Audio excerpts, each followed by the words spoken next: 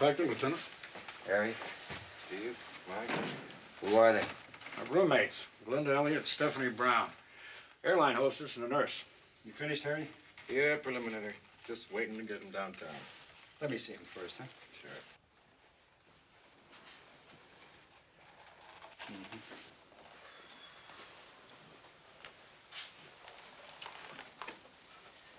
Harry, you got pictures? Got them all. Good. Hey, look like rim-fire 22s. Right. Did you, get the gun? No, I've got a squad outside checking the grounds, the hedges, and the pool. How many shots? 5 in the walls, 13 in the people. 18? 18 shots. Yet all of them were fired from about this spot. Now, they ejected all the shells, and that's what makes me think it's an automatic. A psycho or somebody who didn't know how to handle a gun. Well, what do you think? 2 guns? Or this guy actually stopped to reload? A guy, buddy boy? The 22 is purse-sized. All the misses at this range, try a woman. Well, the motive wasn't robbery, that's for sure. Look at these rocks. Say, this stuff real? No, I think it's those new synthetic things. It's getting hard to tell the difference. Anyway, there's still a few $100 here. These would be gone if the killer wanted the money. Anything on the killer? No, it was an in and outer. Out of his mind. Or hers. Well, who got the most attention? Stephanie here. 9 to Glenda's 4. All in the back? Yeah, except she's got one in her shoulder. That would be shot number 1. Well, you figure her as the target? Could be. What time you give it, Harry? Oh, this morning, 9:30, 10 o'clock. Hey, did anybody get a line on this third girl here?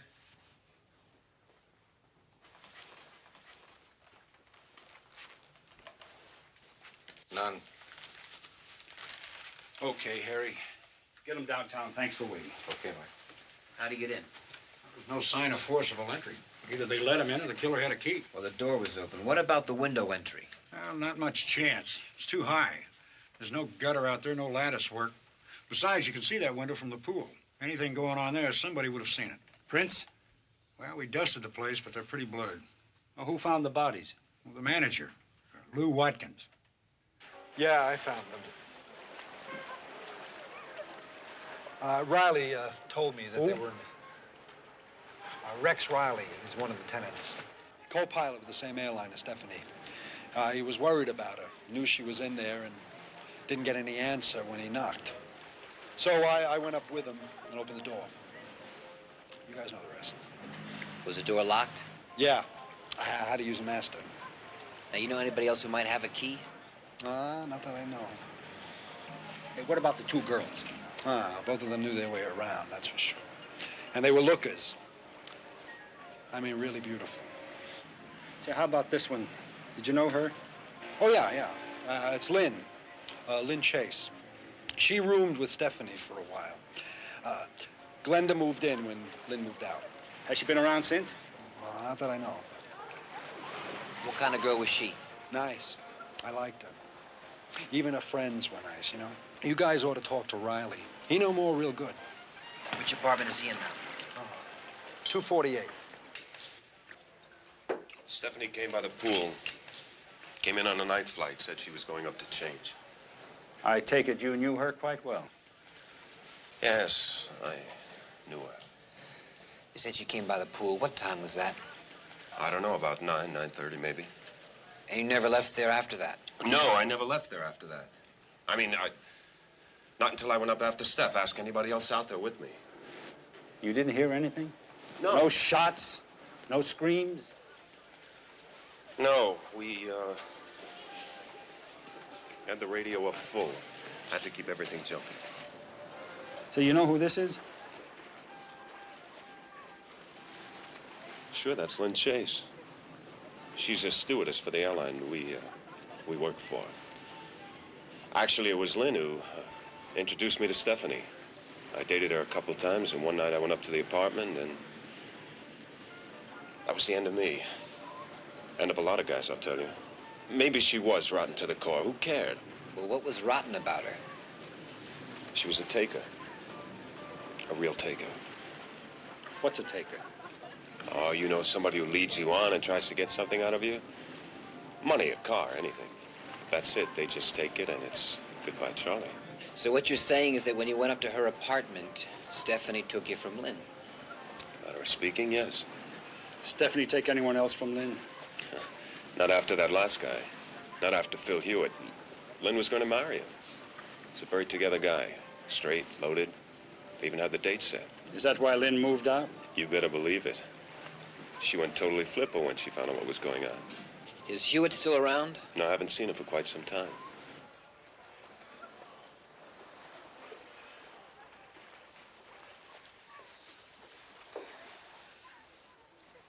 Did Stephanie ever give you a key to her apartment?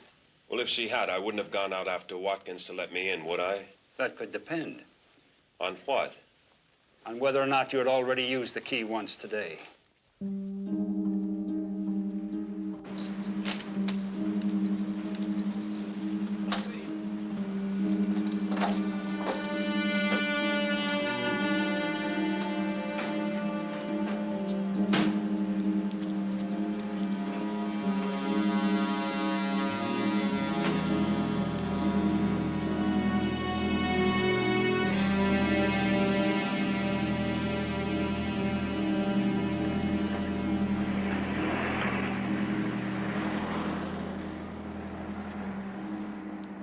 Lieutenant, anything else I can do to help you?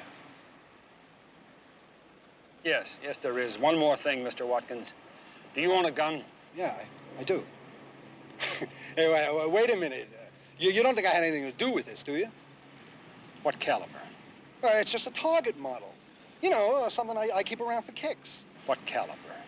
22. Oh, Conroy. Mr. Watkins here is going to give you a gun for ballistics to check out. Check out the rest of the building for guns. Take it apart.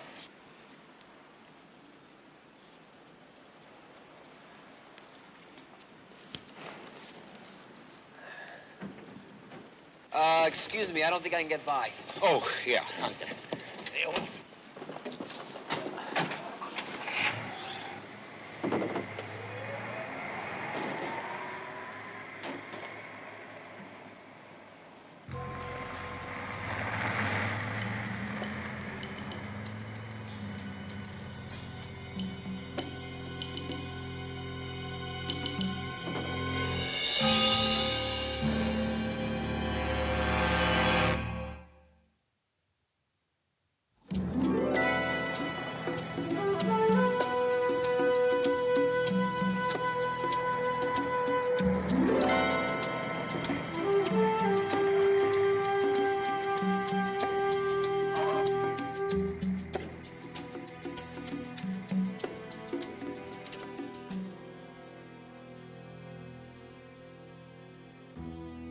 How was Santa Barbara? It's fine. Fine. I meant the weather. Smog-free, balmy sky. Nothing ever changes down there, isn't it? It's good climate. Real good.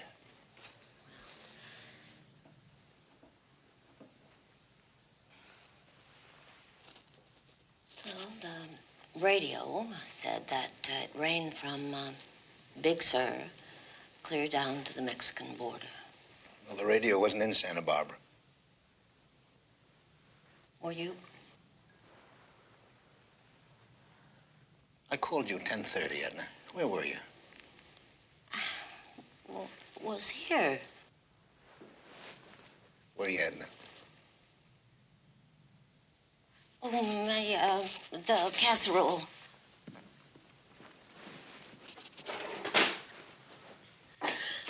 10:30.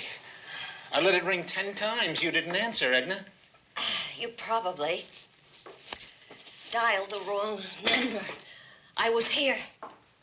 I hung up. I dialed again. I let it ring 10 more times. Edna, where were you? My hair. I was washing my hair.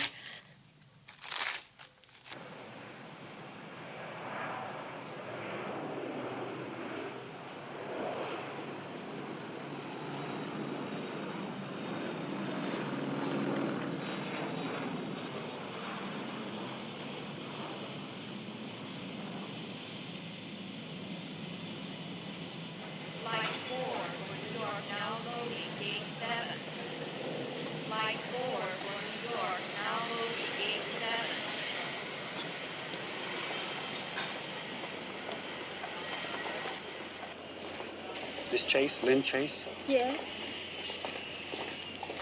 Mike Stone, Lieutenant Stone. Is there anywhere we could talk? I'd like to ask you a few questions. I don't know. I guess the lounge. What about? Stephanie Brown. What's she into now? She's dead. Dead? Mm-hmm. Accident? I'm afraid not. Let's step into the lounge, please.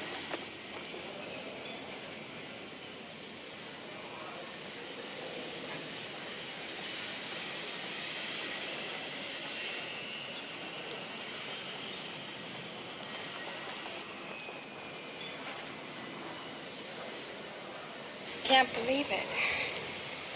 I really can't believe it. I mean, someone who'd do something like that would have to be a psychopath, wouldn't they? Not necessarily. It could have been a friend. A friend? Mm-hmm. It's possible the killer could have had a key, or that he was, or she was let in by Stephanie. Which means I'm a suspect. Mm-hmm. How long did you know them? I'd only met Glenda once or twice. Steph, I'd known about 3 years. We flew together on the New Orleans run and ended up getting an apartment together. I still can't believe it. I mean, I could have been there, too. I only moved out about 6 weeks ago, you know. Why? It was a mistake to move in, I mean.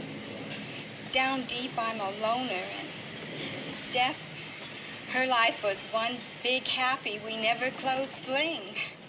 Personality conflict. No, not really. Just the weird hours we worked. It was impossible. I was dead tired all the time, and, well, I went out, found a nice, quiet apartment, and moved. It wasn't Steph. She was super. A super wonderful person. Rex Riley mean anything to you? No, not much. He's one of our co-pilots. I dated him. I think he had a crush on Steph. I don't know. What about Phil Hewitt? What does he have to do with it? Well, his name was brought up. Were you engaged to him? Not officially. You know how it is these days. Stay with a guy more than a week, you're engaged. Where is he now? I don't know. Last I heard, he was in the Caribbean someplace, I think. Miss Chase, do you own a gun? A gun? No. Do you still have that key to the apartment? As a matter of fact, no. I returned it before I left. Where were you at 10 o'clock this morning? Is that when it happened? Mm-hmm. I was on duty at 10 this morning. West Central Flight 302. You can check it out. We will.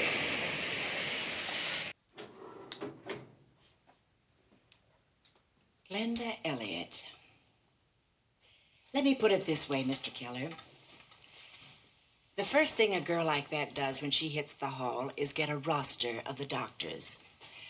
And she goes down it one by one in alphabetical order. When she comes to the interns, she moves on. Well, what's wrong with the interns? They're poor, Mr. Keller. They are the church mice of medicine. Is that what you wanted to know? Yes, ma'am.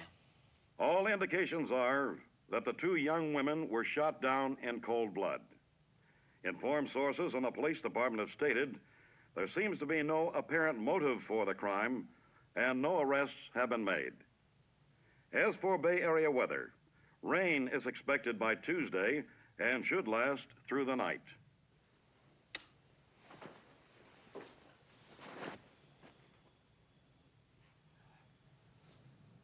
Anything on the news? Well, it looks like we'll have rain by Tuesday. That Stanton Street, isn't that in your district? Yes, it is. It's where they found the two girls. I heard it on the news. Do you know the building? It's one of the new ones.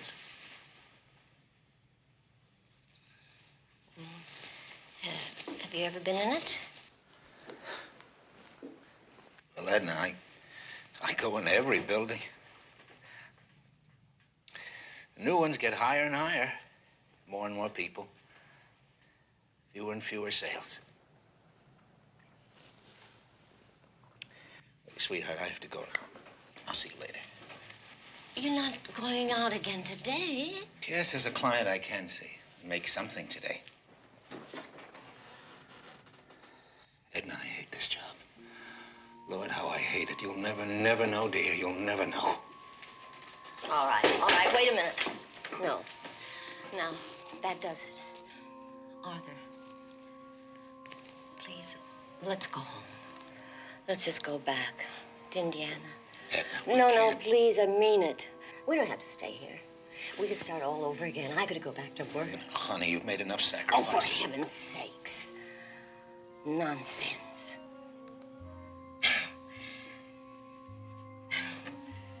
Since when has working been a sacrifice?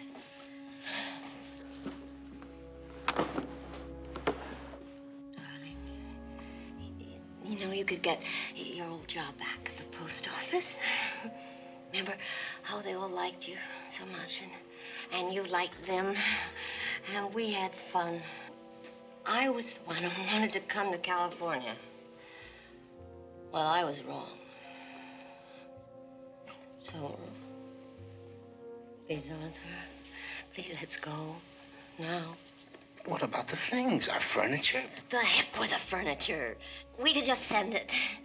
You know, if we really wanted to, we could go right now. You know, we could go tonight.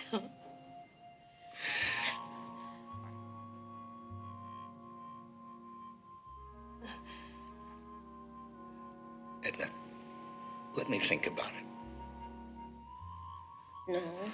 I'll- No. I'll see you in a little while. I've got to go. Arthur. A little later. Arthur. Let me think it over. No. No.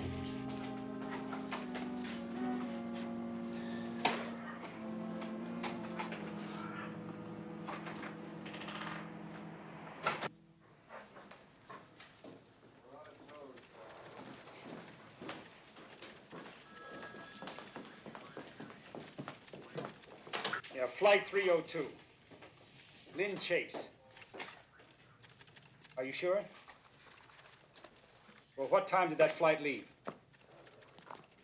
Yeah, I see. All right, thanks. No gun registration for Lynn Chase nationwide. I could have saved you the trouble. She left the airport at 7:20. That would have placed her somewhere over the Rockies when those shots were fired. And I thought I had the motive. Phil Hewitt. Now, wait a minute. That's the guy Riley said she was hung up on, right? Mm-hmm. Read on. Owner of 8 resort hotels in the Caribbean.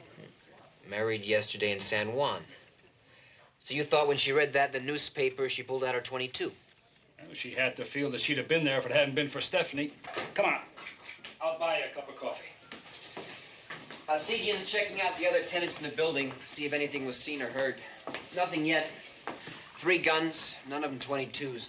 Oh, yeah, Watkins' gun checked out negative. Well, that only leaves Riley then, huh? Yeah. And my feeling is Mikey's telling the truth. You know, at least about those girls being takers. Yeah. What? I don't have any change. Oh, I think I'm just about to be taken. Oh, come on, come on. Too strong. Anyway, about those girls, according to the bank, Stephanie ran $22,000 through her account last year. Glenda topped that with 26. And Glenda had 4 moving violations in 3 different cars. A Mercedes, T-Bird, and a Porsche. Registered to 3 different men. 3 for 4, not bad. Did you get the names? DMV's checking it out right now. Stephanie was 2 for 2. She ran a red light and rolled a boulevard stop. A Ferrari and a Continental. You think one of those guys got tired of being taken? No, I don't think so. I don't think anybody would spray slugs all over just because they were taken for $100. Or somebody borrowed their car for 3 days without telling them. No, I don't think so. Now, you take the nurse. She was playing the doctors, right? Right. Well, they know. They chalk it up to experience. But what if they didn't? They wouldn't use a gun. They got pills, needles. Yeah, Stone.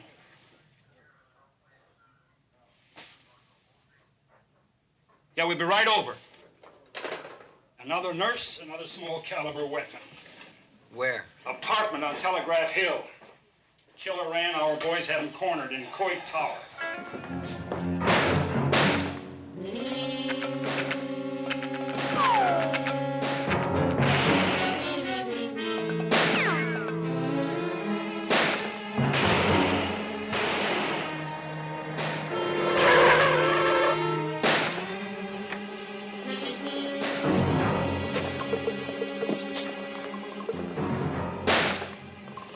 How good is he? Good enough. That's a pea shooter he's got up there. Nothing like a 30-06. Yeah, unless he gets you between the eyes. Get back in. Mike. We want him alive, don't we? Come on.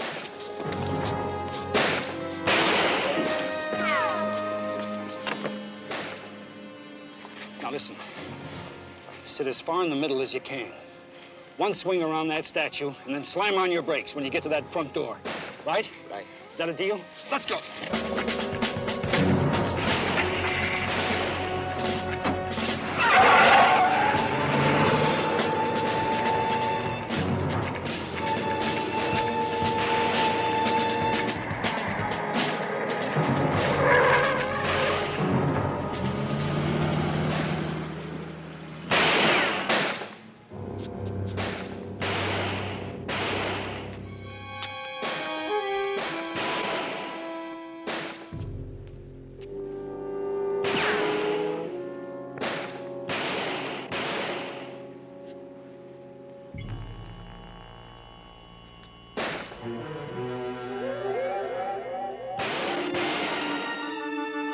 Freeze!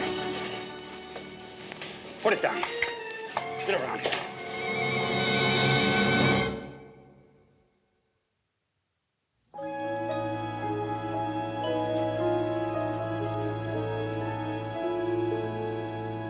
Yes, I know my rights. And no, I don't want any attorney. Okay, so I shot her. What does that have to do with you? She didn't lie to you. She lied to me. So you killed her. If I had enough ammo, I would have been up here forever. Forever! Forever is just about where you're headed for, son. No way, baby. No way. 2 years in a head farm, eating public chow, and I'm back in circulation. You watch. What about those 2 girls you shot this morning? How are you going to get out of that? What? What? 1410 Stanton Street, a nurse and a roommate. Shot with a .22 caliber automatic. Yep. No. Oh, yes, yes. 10 o'clock this morning. Where were you, huh? In Sequoia. I went up there with Stella. Stella Davis, the girl he shot. You can prove that. Yeah. Campsite 14. When did you get back to town? About 2 hours ago, I swear. I dumped Stella off. She had a shift at the hospital. I said goodbye, and I left. But I forgot my bread. It was in her purse. So I went back and walked in on him. On who? I walked in on him, and she was already with an intern. Already. Oh. Yeah, that's right. Tim Duran, 5'9", dark brown hair, 25 years old. Campsite 14. You do? Uh-huh. Okay. And your name is Ranger Kelly? Right, Brad Kelly. All right, sir, you've been a very big help. Thank you. Goodbye. He was there. He even picked up a citation for an illegal campfire. 8:45 this morning. What now? A woman. There's got to be a woman around somewhere with a .22 automatic in her purse. You and your women. Stone's office. Norm, how you doing? Wait a second. Sejan's got something. Yeah, 9:45 this morning, right? Uh-huh. 30s, dishwater, blonde hair. Flat shoes. And a brown print dress. Brown print dress? That's right. One of the new tenants saw her? Uh-huh. Nancy Evers. My first day in this pad, and two of my next-door neighbors bite the dust. Terrific, Lou. Just a couple more minutes, ma'am. Look, Sergeant, I've told you. You tell them, okay? It was 9:30, 9:45, and this lady was sort of standing outside of that apartment. All right, Miss Evans. A very average-looking lady, 38 maybe, flat shoes. She had on a brown print dress and mousy blonde hair.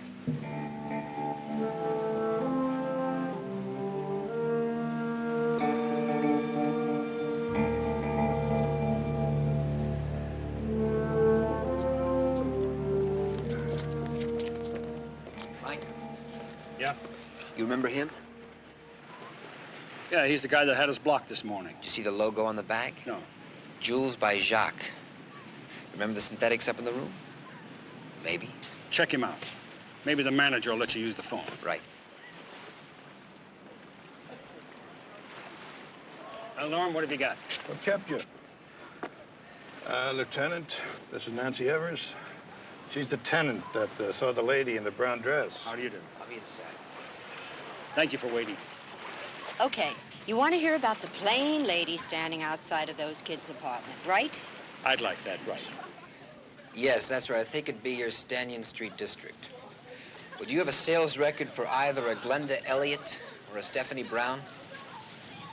Yeah, I can wait. Could you close that door, please? Thank you.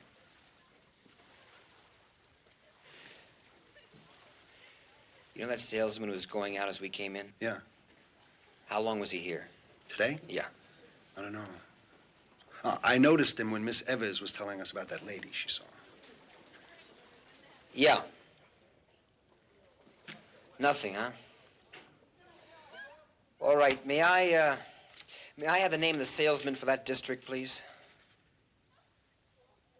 Lavery, Lavery. His first name? Arthur. May I have his home address, please? Yeah, I can wait. How'd you know that?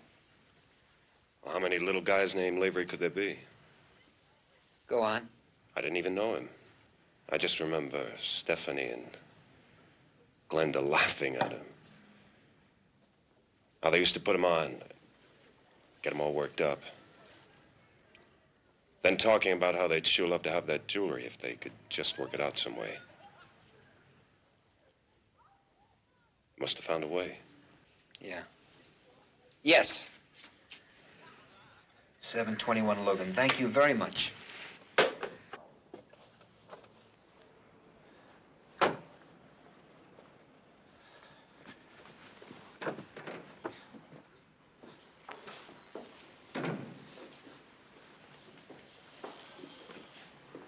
Oh, darling, I'm so glad we're going. I'm so glad. So glad. Edna, what's done is done. Honey, I don't care. I still love you. Listen, I was at the apartment building today. I know what happened now. I know that you were there.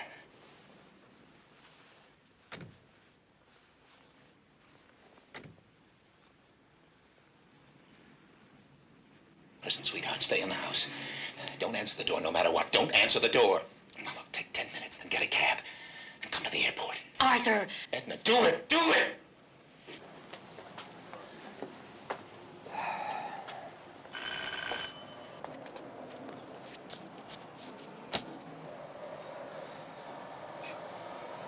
don't know. I think he lives alone. Or with a lady wearing flat shoes and a brown print dress. All right.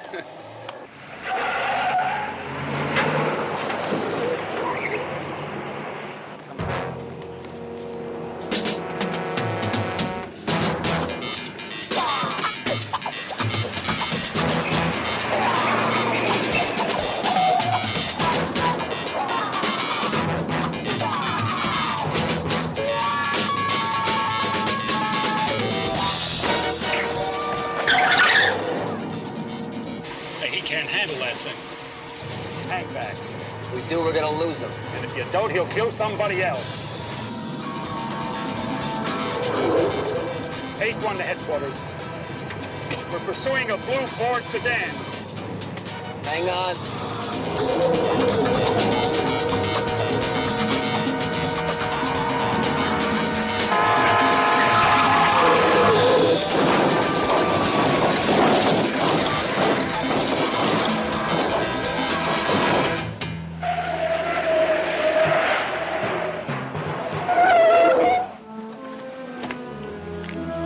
Hey, call an ambulance.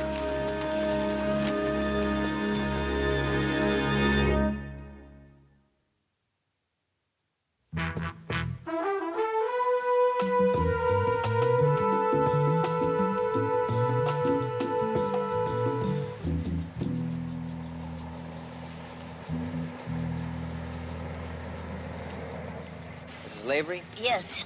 Where's Arthur? He's still in surgery. Thanks, Sergeant.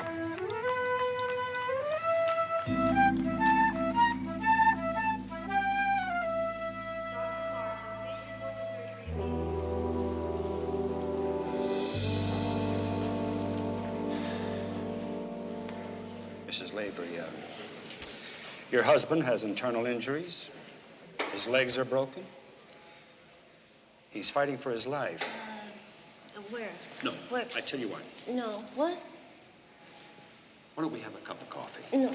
I think it would be better. There's nothing you can do, so let's go in here and have a cup of coffee.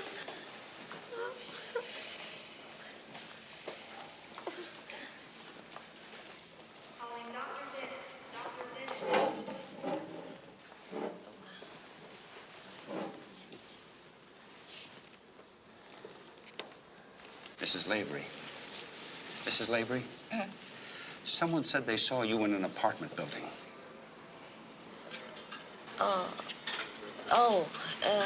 Yes.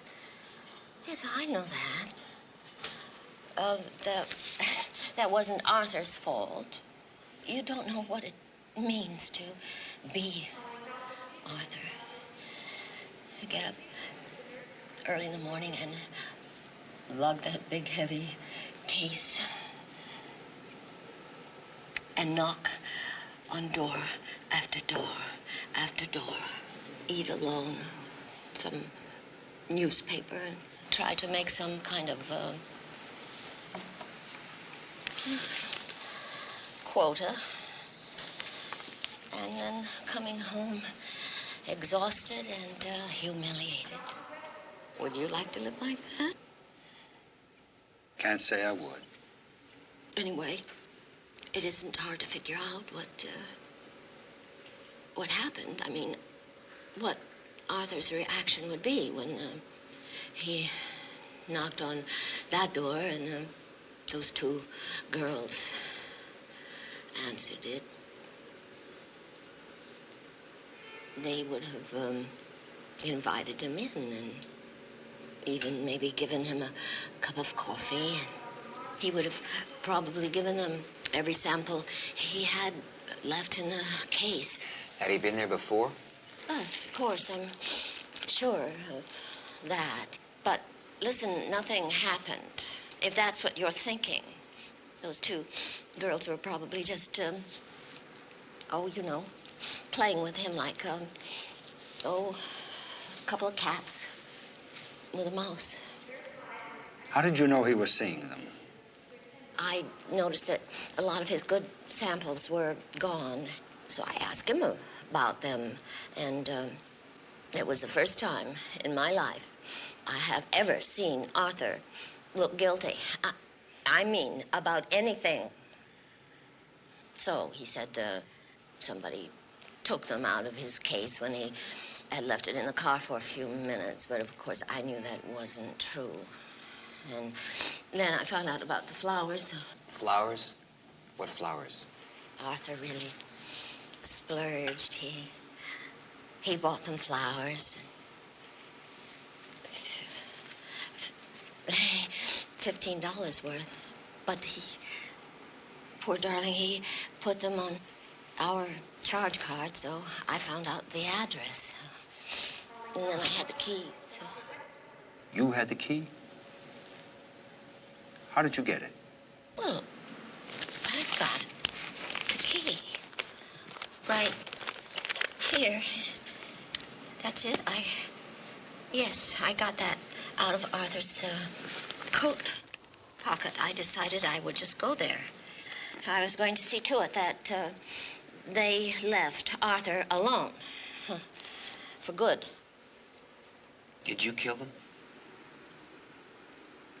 Why, no. What? I didn't kill them. They were already dead. The door was ajar, and I just shoved it open, and there they were. It was awful. I had to turn and run. Do you know what you're saying? You're saying that your husband killed. No.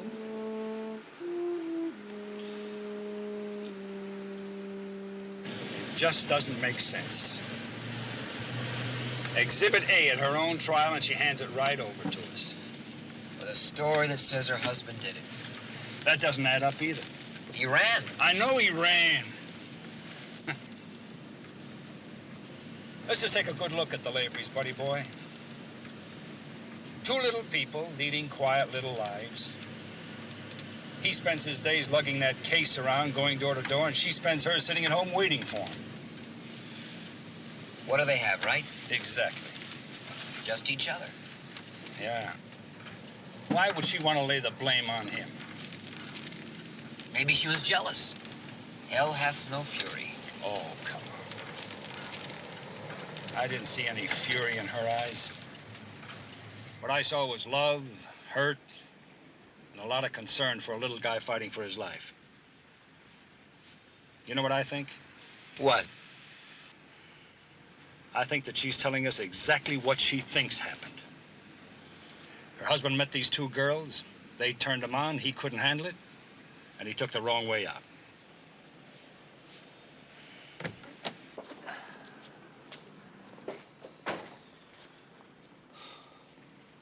You know, that still doesn't square with your woman theory. Well, it doesn't square with Lavery either. You put him under the glass a minute. All right. Door to door, like you said, right? He's just trying to make it. He opens one door to some very, very heavy action. Two lovely ladies give him a key which says open day or night. And if he sees the key is missing, what does he figure? His wife found it. And if he found the girls dead? That she probably killed them.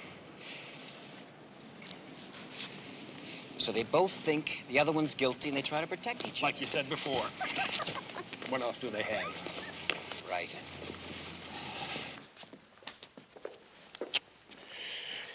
I don't know, Mike. I don't know. All I know for sure is that Lavery had a key and either one of them could have opened the door.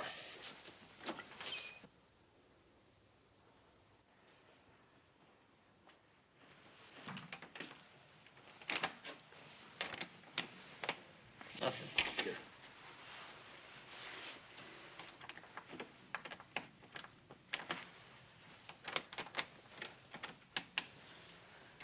Same number. It's the wrong key? Mike. 223. Yeah, stamp 223. Doesn't fit. Be my guest. Wait a minute. Wait 1 minute. Maybe it does fit the MO on those two girls. Listen. Riley said they were takers, right? All right, how do you take someone like Arthur Lavery? You put this key in his hand, and you put a hole right through that man's mind. And they knew it. Sure they knew it. They created images in his head. They got him going. Then they gave him this. They knew he'd never use it. Does it make sense? Makes a lot of sense. Fits the two girls and it fits the Laverys. Terrific. Takes us right back to zero. No. Takes us right back to the one person who had a real motive. Could have had a key to that lock.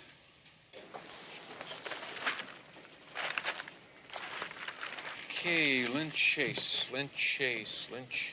Here we are. SFO to Denver, flight 302. Departed 7:20, arrived Denver 9:02, then Denver to Chicago and back. How about that? Terrific. Did you say Lynn Chase was on that airplane? Yeah? Lynn Chase. ETA, Estimated time of arrival. estimated time of arrival, ETA 2:55. 2:55. It fits. She could have been back when you saw her. I know it fits. Anybody can see that it fits. Young man, is it possible, do the stewardesses sometimes switch, you know? You take my flight, I'll take yours. That's against the rules. That's not what he asked. It happened. So then this is not absolute proof that one of your crew members is on a given flight at a given time. No. Right. What gets into San Francisco around the same time, around 3 o'clock? Okay. How about flight 86 returns from San Diego at 2:55 via L.A.? What time did it leave? 11. That's half-day duty, though. Is that going to help you? It could help. What time did that first flight return from Chicago, Denver to San Francisco? Chicago to SFO, 3:22. Storm front and headwinds. 3:22? 3:22. 3:20.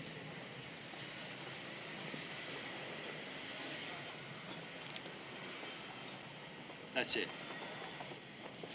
She's lying. The flight that she was supposed to arrive on landed 20 minutes after I talked to her. If she wasn't on that flight to Chicago, then she could have been in that apartment at 9:30. Is Lynn Chase on duty now? Yes, she's on the evening flight to Seattle, departing gate 31. Get on the PA and stop her.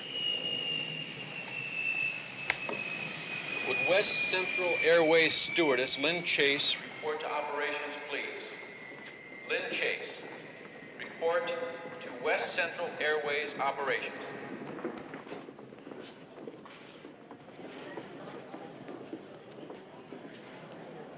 Flight 19, now arriving gate 2 from Chicago.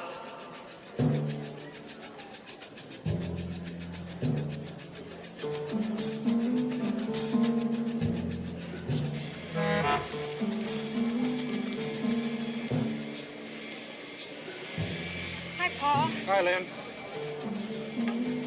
Hey, Lynn! Lynn! Wait a minute, Lynn!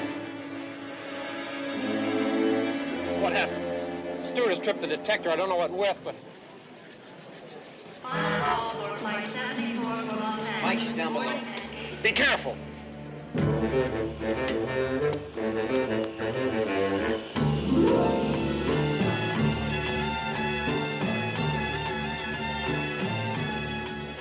Get those people away from there. Right.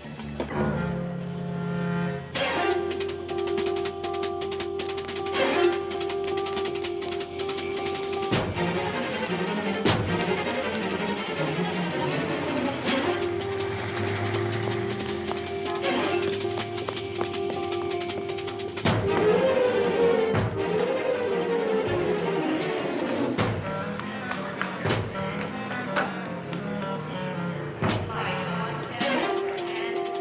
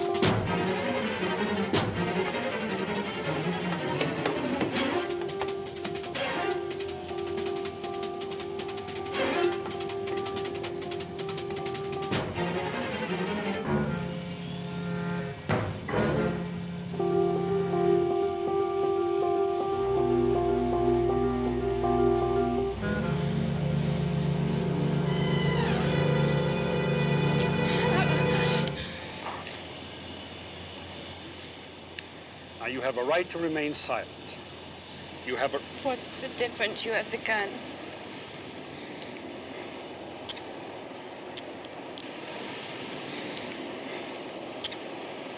Was it really worth it? 18 shots? I didn't know Glenda was there. She came in, saw me. After you'd hit Stephanie? Yes. Because of Phil Hewitt? He loved me. It was the beginning of my life. She took him. She didn't want him. She didn't care about him. She took him and my life. So I took hers.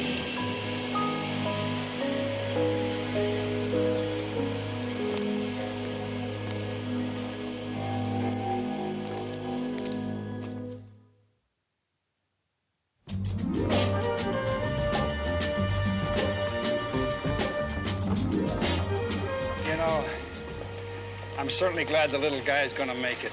Yeah. Sure gonna take him a while to pay that company back for those synthetics.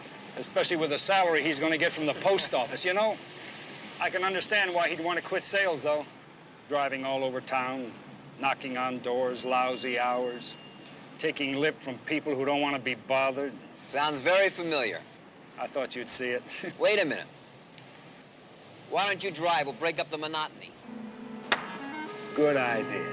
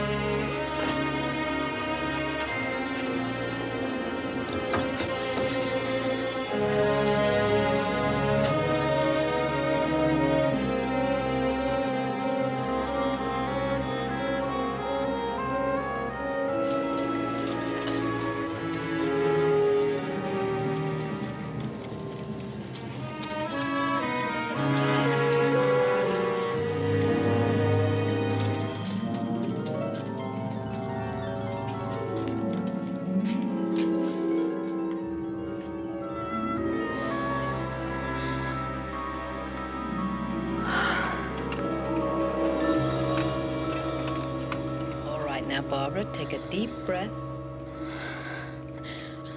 Let it go. Take a deep breath. Hold it. Oh, nurse, apply more pressure. I can see the birthdays.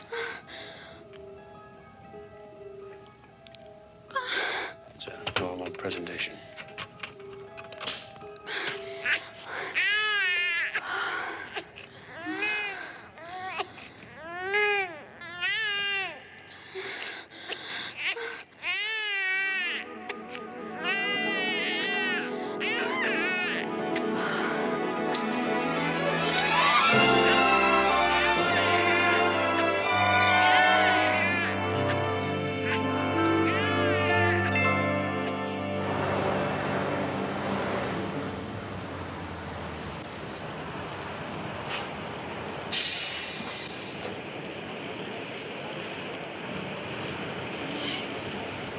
Baby? Where's my baby? Miss, can I help you, miss? I want my baby. What? I haven't seen the baby.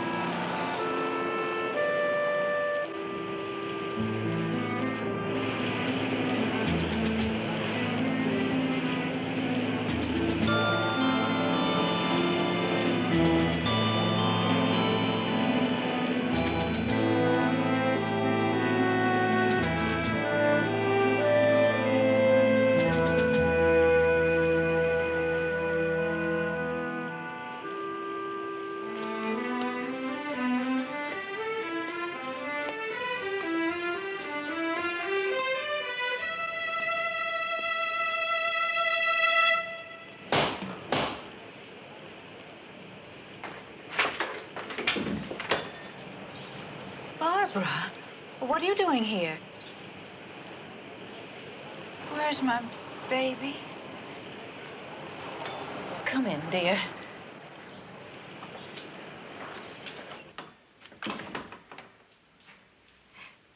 Barbara, they told you about your baby at the hospital. I'm terribly sorry. Sorry? Your baby is dead, dear. Stillborn.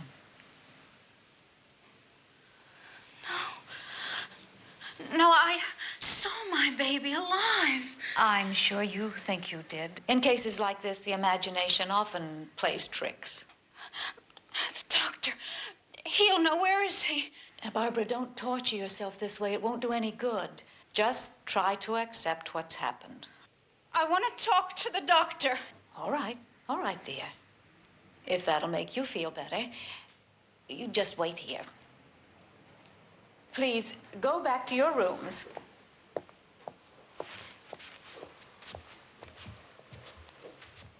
Barbara? Oh, I thought you were going to Arizona to find Pete. I had a girl, Michelle.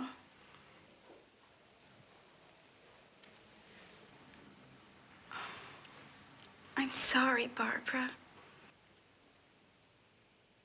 Just now, she walked in and asked for the baby. I know I told her that, but she won't believe me. She keeps asking for the doctor. I'm afraid for the other girls. Try to keep her calm until I get there. And whatever you do, don't give her the doctor's name. And make sure she doesn't find it. All right. Please hurry.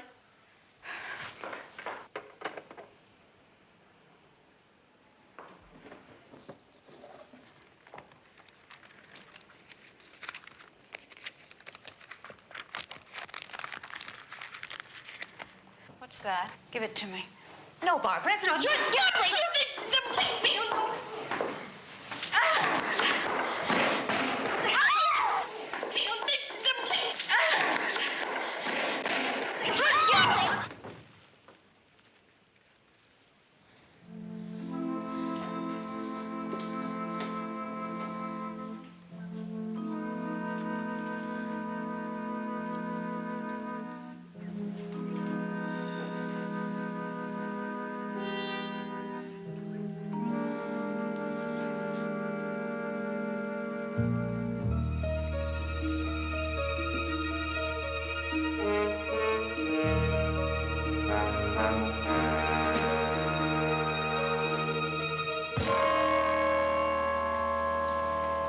Hey, you want me to drive?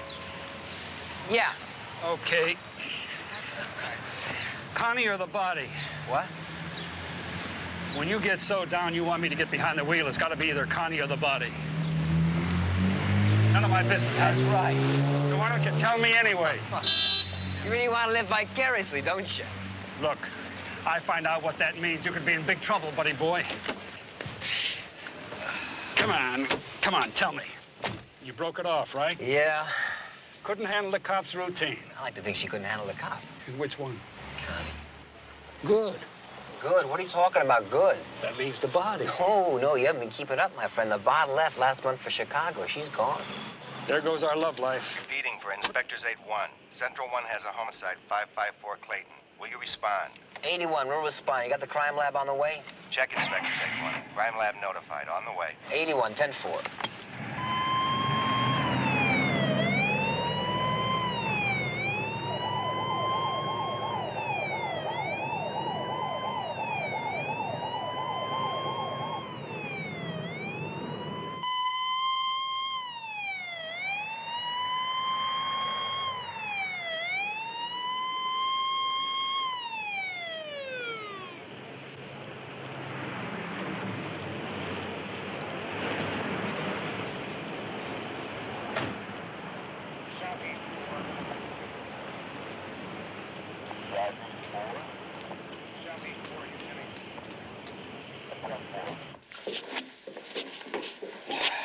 Hiya, Steve.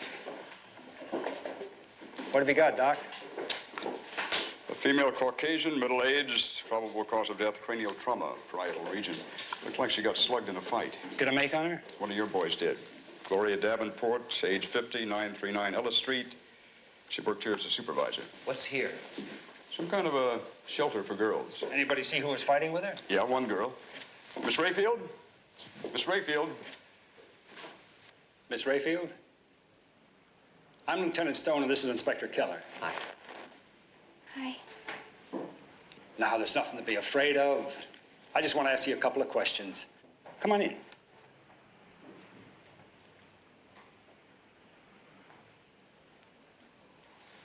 That pink blanket. What have you got there, a girl? Michelle. Can I take a peek? Sure. Oh, she's pretty. Michelle, you're beautiful, you know that? I've got a Jeannie, but she's in college. You gonna stay on here a bit longer? Well, I was. I don't know now. I wouldn't worry about it. Are you sure you didn't see anyone around here regularly? Well, there was one man. Who was that? Oh, I don't know his name. I didn't like him very much. None of us did, really, but... Well, he's the one that told me about Mrs. Davenport. Was he the one that was here with her when it happened? No, it wasn't him. Well, who was it then? Somebody you know? One of the other girls, maybe? I don't want to get her in trouble. If she's not in trouble, you won't get her in trouble. But if she is, there's nothing you can do about it. Barbara Talmadge. What do you think they were fighting about? She asked for her baby. Her baby? Well, she went to the hospital last week, and Mrs. Davenport said that her baby was dead, stillborn. And then she told us that Barbara wouldn't be coming back here anymore, that she was going to Arizona to find her old man again. And then Barbara came back today, and she acted funny, you know, like she didn't even know about the baby or something. And then, like, she didn't believe it. And then she asked for the name of the doctor. She get it? Well, I think that's what they were fighting about, because I heard the noise, and then Barbara came running out and pushed right past me and into the street, and then I found Mrs. Davenport. Do you know where Barbara is living now? Well, I know her mother teaches at the USF. Maybe she went back with her. About the doctor, do you have his name? Well, Dr. Joe takes care of us here. Dr. Joe? That's what everyone calls him. I don't even know his last name. I think it begins with an H. A what? I found his address book on the floor. The H's are missing.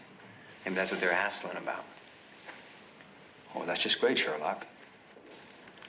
That narrows it down to about, I'd say 300 doctors. Police department. Unlimited calls, remember? Maybe you'll find it in the first 200. I'll go out to the university and check on this Barbara's mother. You got the keys? You said the name was Talmadge? Mm-hmm. Thank you. Unlimited calls, huh?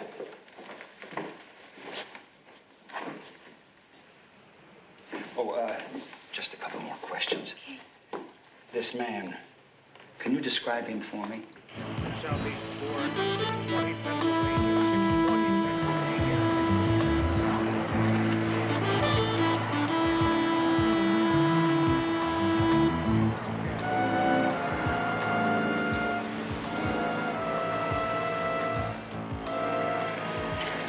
Drive on.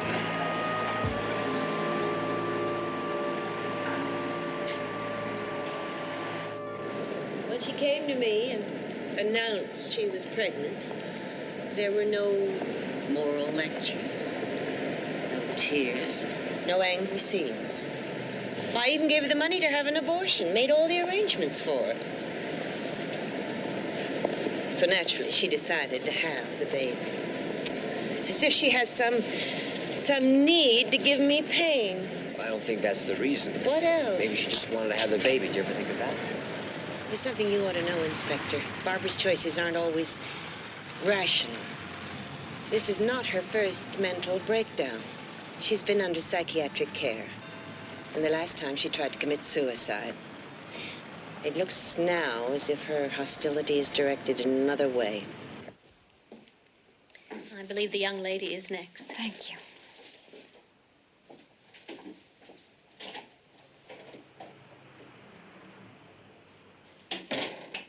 Sit down, please. I'm looking for Dr. Highland.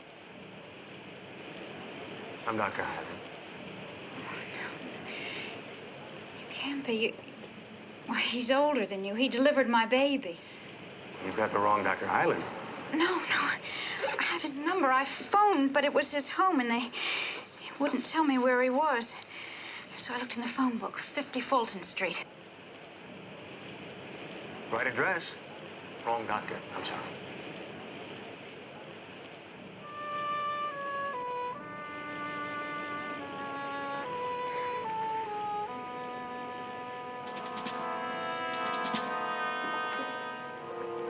That's him. My father? Is he a doctor?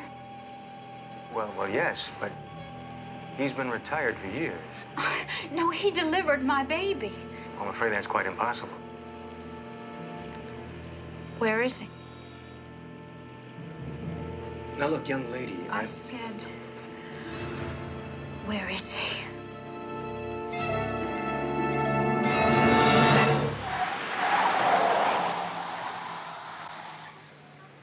Dr. Halbert, this is Inspector Graves with the Homicide Bureau.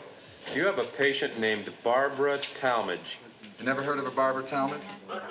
Thank you very much, Doctor. Well, tell Dr. Hackstrom that I called, will you? Yes, I'd appreciate it. That was just a Jim Dandy idea. I'm on that phone already. You bet you are. Start at the bottom of this page and work up. Right. What about the mother? I found her. And? And Barbara's not with her. I don't blame her. Nice lady, huh? Salt of the earth. Only she'd call it sodium chloride and give you a full analytic report. But tears for her daughter, none. Well, some people cry and some don't. Should see my Jeannie sometimes at the movies. 2 packs of tissue. But you're not ashamed of her, Mike. And her mother is? The daughter had a nervous breakdown once, right? You hear her mother talk with some kind of personal slap in the face. Mr. Could I speak to the doctor? Communications. A shooting at 50 Fulton Street. Dr. Joseph Highland. Begins with an H. Nurse, could you cancel that call?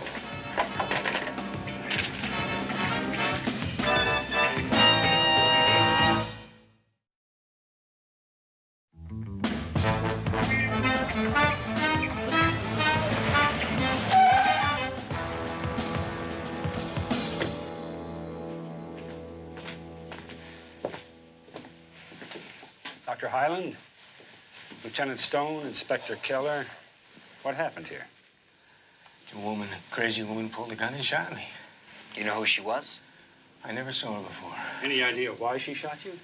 None whatever. She was obviously psychotic. She kept talking about a non-existent baby. I know her name.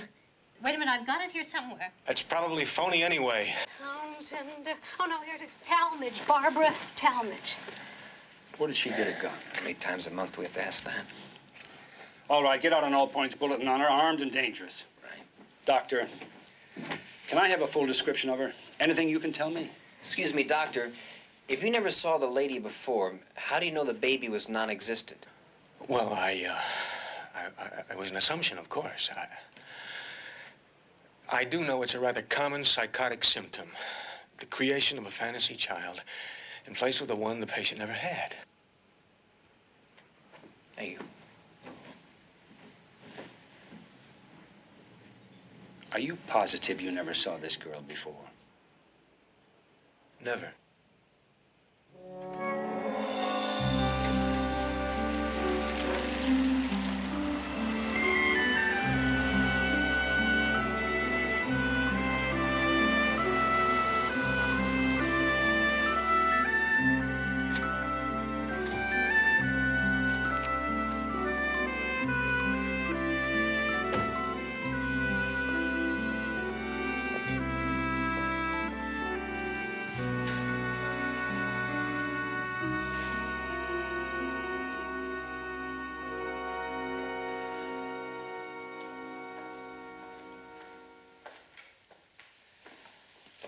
Doctor? Oh, Dora. Any messages? Yes, sir. A young woman who wouldn't leave her name. And then your son called a couple of times. He said that it was very important and that you should... Well, that might be him now. No, I'll get it, Dora. Yes? It's me, Doc. That Talmadge girl has got your address. Oh, dear. How? Never mind how. Just get away from that house. All right. I'm going out again, Dora. Emergency. Well, is there a number where you can be reached? Well, Dr. Highland.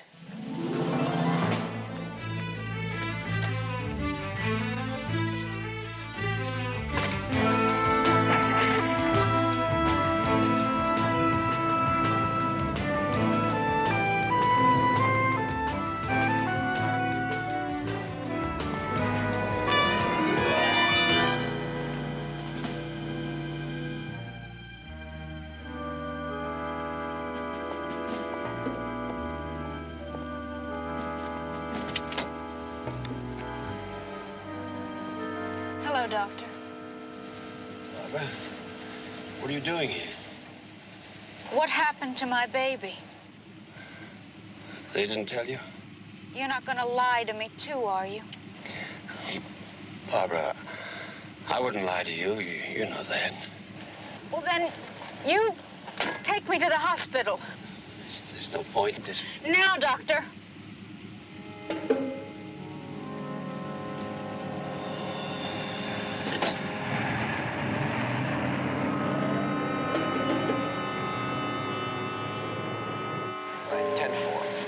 APB's out statewide.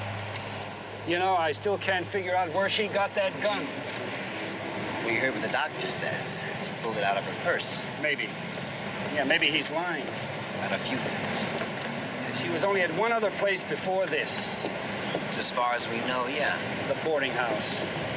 Mrs. Davenport. Well, what would she be doing with a gun in a place like that? I'll leave that to you, buddy boy. Unlimited calls.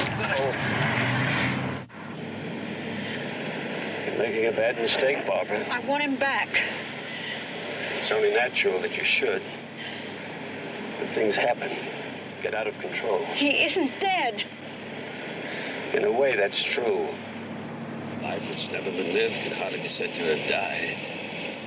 My baby's alive. I remember him. Peter Ronald Talmadge. That's the name I picked out for him. Except when I saw him, I said to myself, hey, little kid, you don't look like Peter Ronald. Now, I wouldn't have remembered that if it didn't happen.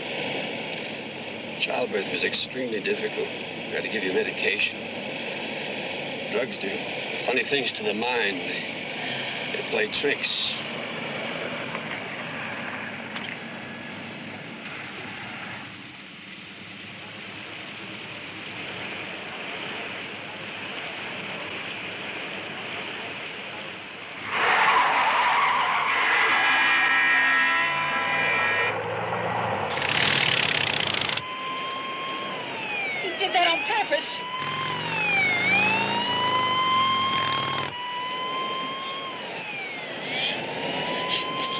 Anything. I'll kill you.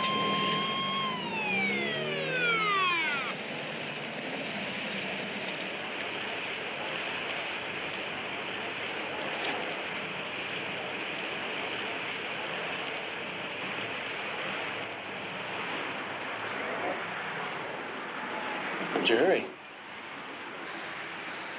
I'm a doctor. I'm on my way to the hospital. No emblems for your plates? I'm out of the car. This one's for personal use. May I see some identification, please?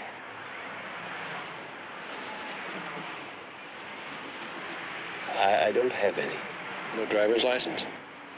No. Registration? Nothing. He is a doctor. I'll vouch for him. We're in a hurry.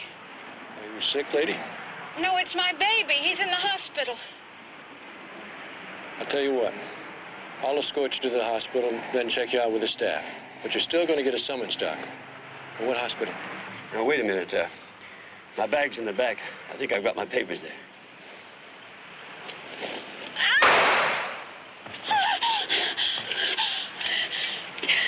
Drive! Well, he's wounded. I said drive!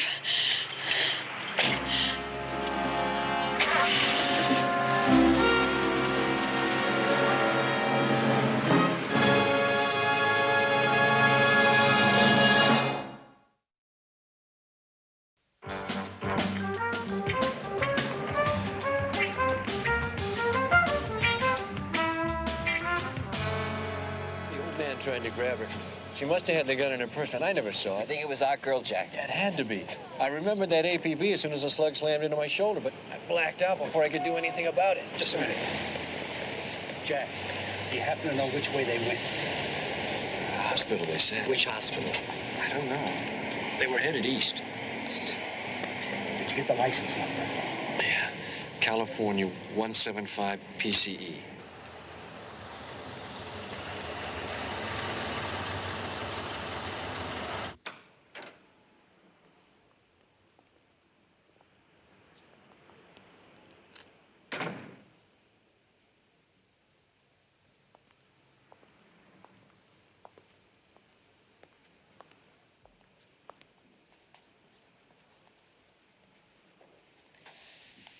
Well, Barbara, what are you doing here? Miss Evans, Barbara believes that her child is still alive. You showed him to me. Oh, Barbara, you were given Verithy and it made you hallucinate. You're lying. Why would I do that? I mean, we're your friends. We wanted the baby to live. Someday we'll know all about childbirth, but right now we can only try. Hallucination. It wouldn't seem so real. Look, your entire perception was distorted. Sensory images began to appear. I remember him. Now, look, Barbara, you have to believe... Stop it. I want my baby. What did you do with him?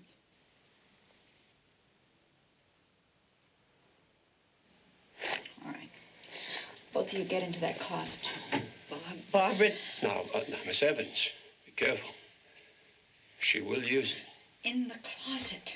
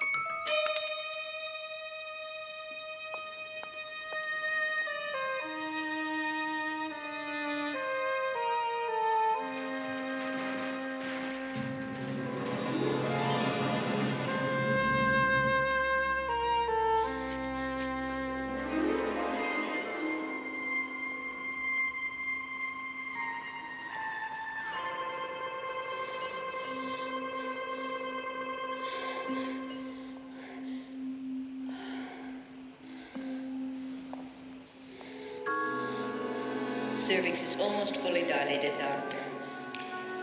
Very well. Let's proceed. Take a deep breath and hold it. Oh, nurse, apply more pressure. I can see the vertex. Baby.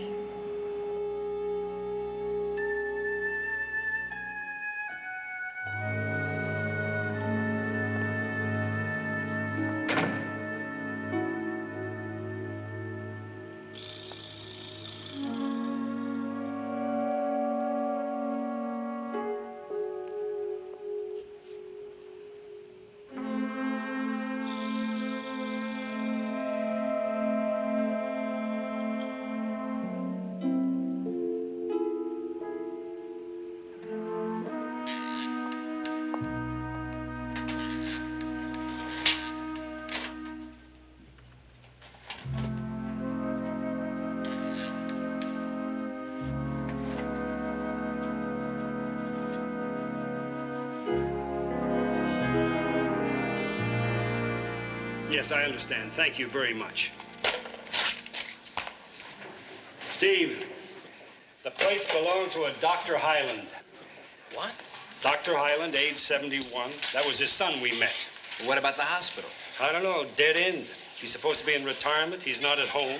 Well, I got one for you. You were right about the Davenport lady. She was licensed to carry a gun. What authority? She used to work for a private detective agency, some guy named Matthew Starr. Well, get his address. We'll pay him. 667 Mission.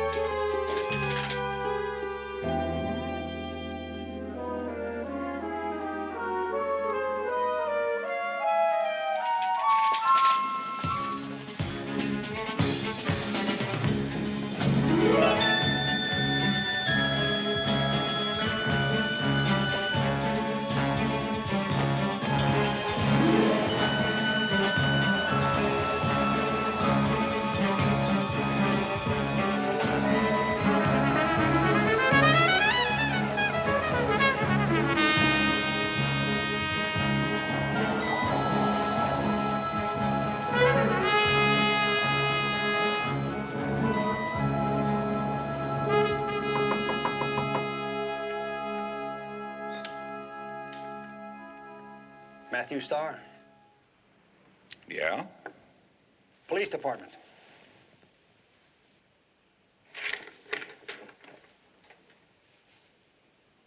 Come on in.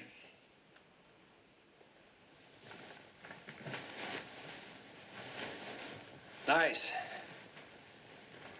Your end pays much better than the city. Ups and downs. Do you have a woman named Davenport working for you, Mr. Starr? Gloria Davenport? Well, she used to, not anymore. We understand that she was licensed to carry a gun. That's right. Well, anybody who works with me is. We get involved with some weird ones from time to time. You never know. Yeah, well, did she take the gun with her when she left? Not that I know of. You'd certainly know if she did. That's right. How many registered pieces do you have, Mr. Starr? 2. Firearms license board says 3. 3, that's right. Yes. I never carry the .25 caliber. Kind of forget about it. Can we see them? Sure.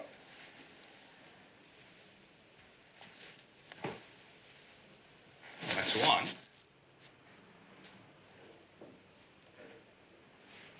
Two.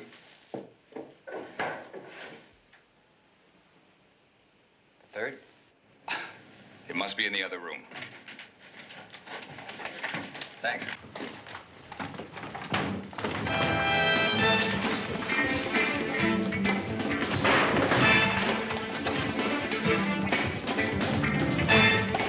He's going up.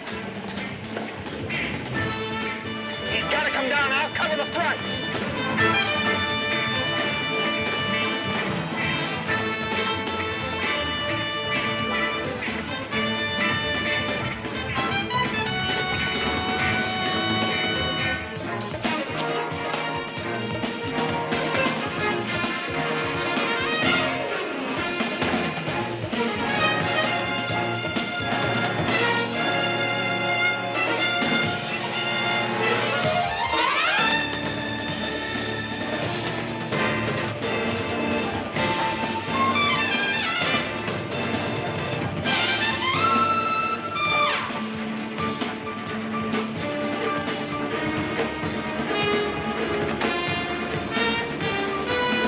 Freeze.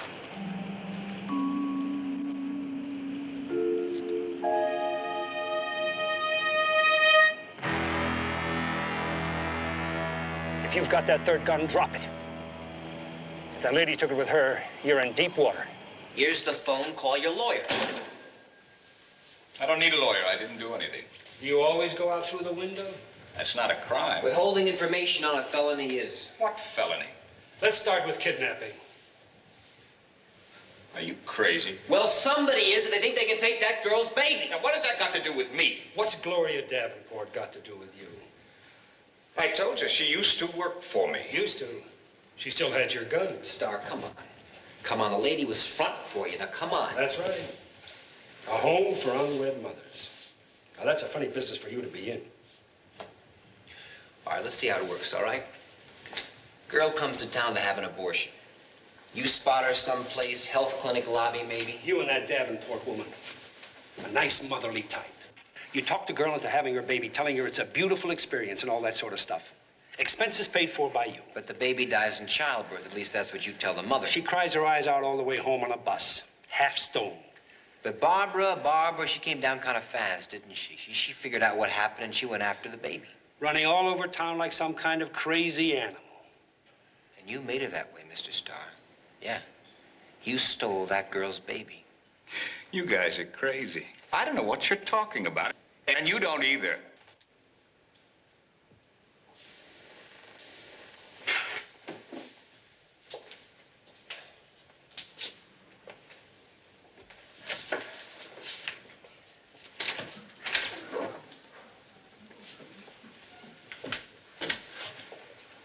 Did you really think you could play God and get away with it forever? Maybe I'll make that call now. No, why don't you just sit there for a second or two? You might save us a dime.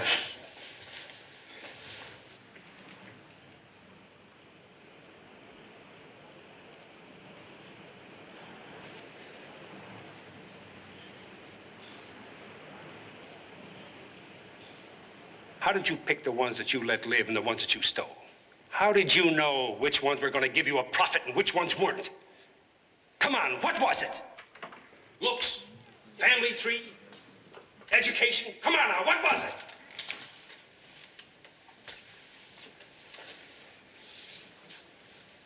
I didn't do anything wrong. Okay. Against the law, but not wrong. Babies. You know, some people try all their lives to have them. All of their lives. Then they make up their minds to adopt. Some skinny broad with a PhD breaks the news to them that they can't. You know why? Because maybe they got an illness.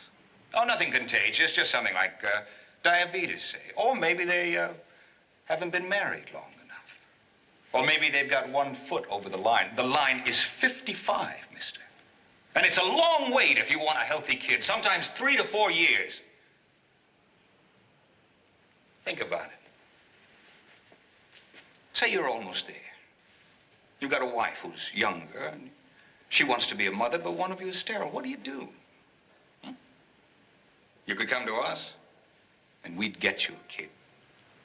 A kid that wouldn't even be living if it weren't for us. Now, is that wrong? What about the doctors, the old man and his son? How did you hook up with them? Oh, just the old man. His son doesn't know anything. Oh, and if you know about Joe Sr., you know he's no quack butcher. Those girls had good care. We know the doctor lost his license 15 years ago for performing abortions.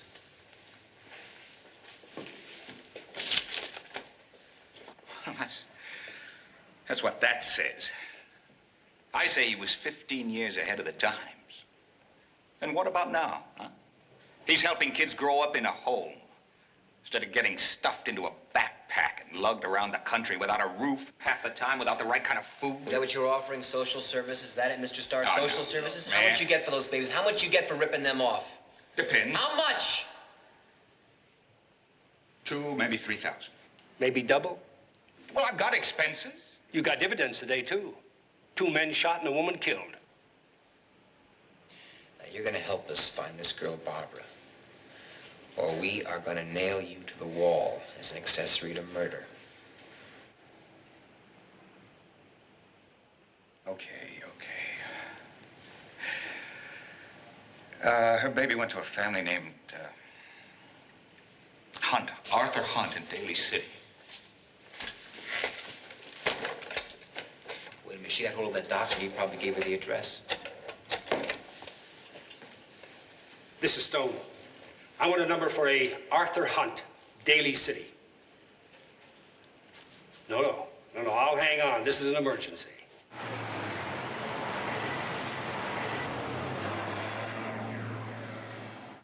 bet your bottle's almost ready. Honey, Just a minute, Bob. come on out in the kitchen when you're through. I'll be right with you. Excuse me. You got... No, that's not the one. What I want is a W-4 form. That's the employer's withholding from the Rockwind Metal Company. Have you got that? Still busy. Get the operator. Bust in on it. Okay, Bob.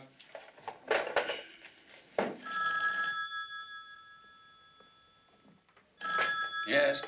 I got him. Mr. Arthur Hunt? That's me. This is Inspector Keller at the San Francisco Police Department, and I'm calling you about your baby. What baby?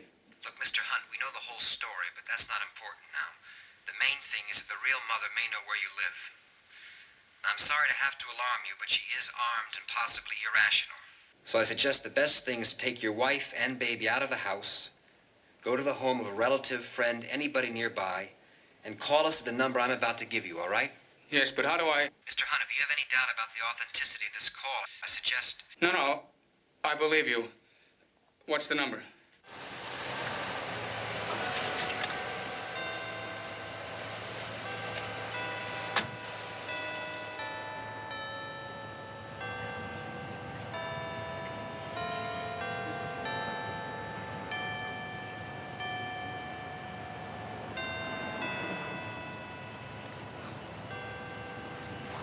I mean, it's impossible to tell what motivates any of the policy changes, Fred.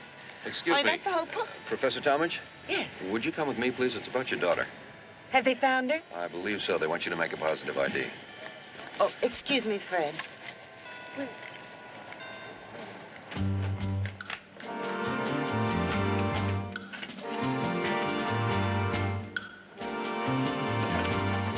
Get the suitcase out of the closet.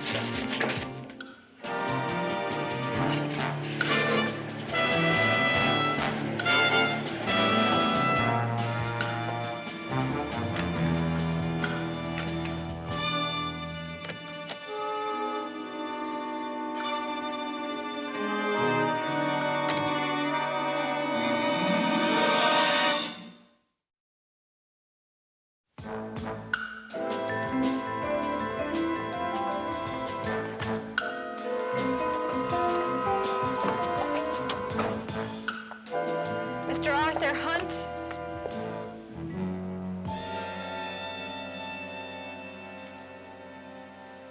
Yes?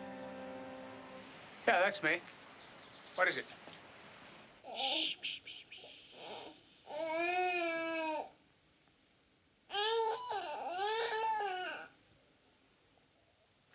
I want my baby back. Baby? What baby? I said I want my baby back. I'd like to help you, Miss, but you are making a mistake. We have no baby here. I'm all ready, honey. We can fill up with gas at the... Yeah. Oh, what is it? This young lady seems to think we have her baby. Oh, we have no children here. No. I'll give you 1 minute to bring him out, or I'll shoot your husband. All right, I'll do it.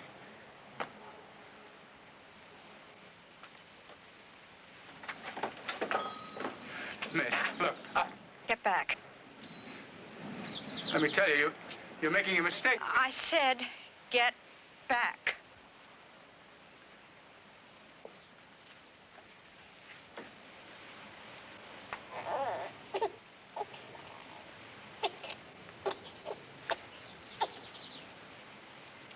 I'm not going to give him to you.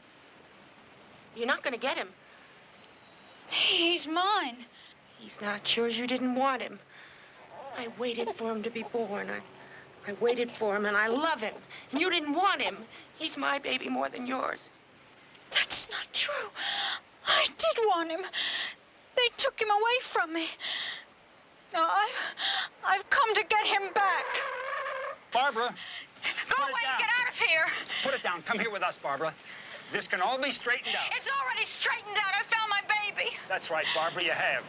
But it's going to hurt your baby if you don't put it away. Not until she gives him back to me. Barbara.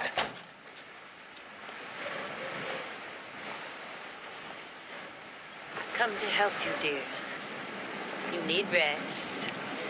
Treatment. You're not being reasonable. What is your idea of reasonable, Mother? Pill in the morning, sex at night, abortion at the end of a careless month? It's not my idea of reason. I know what it is to have life inside of me, growing through me. You never taught me that. You never taught me that life and love are the same. You didn't want me to have my baby.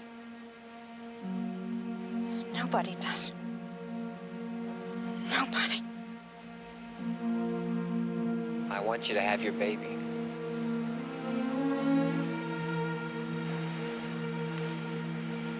Barbara, my name is Stephen, and I want you to have your baby. I know what you're saying. And in some ways, you and I are looking for the same things. Someone hasn't told you where to find it, have they?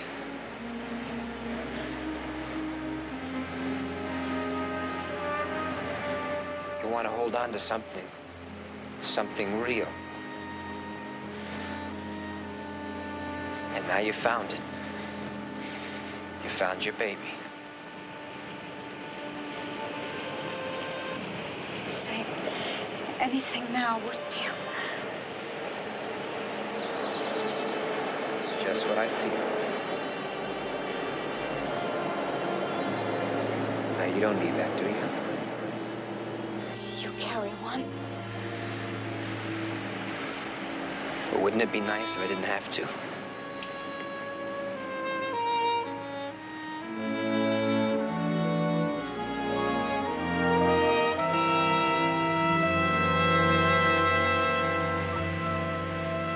Mrs. Hunt, you and the baby in the car. Mr. Hunt.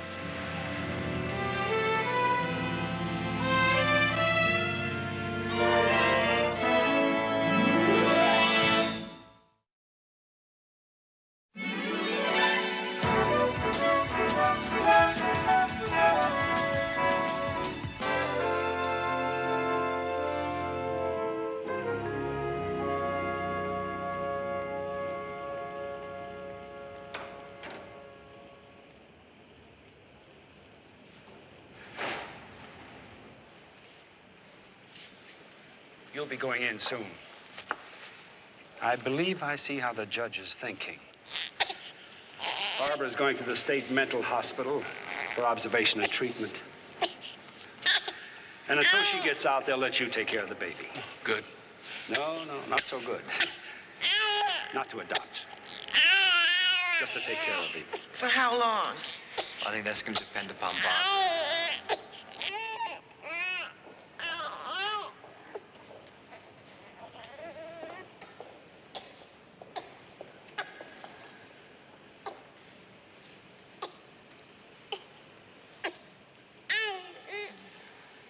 May I see him?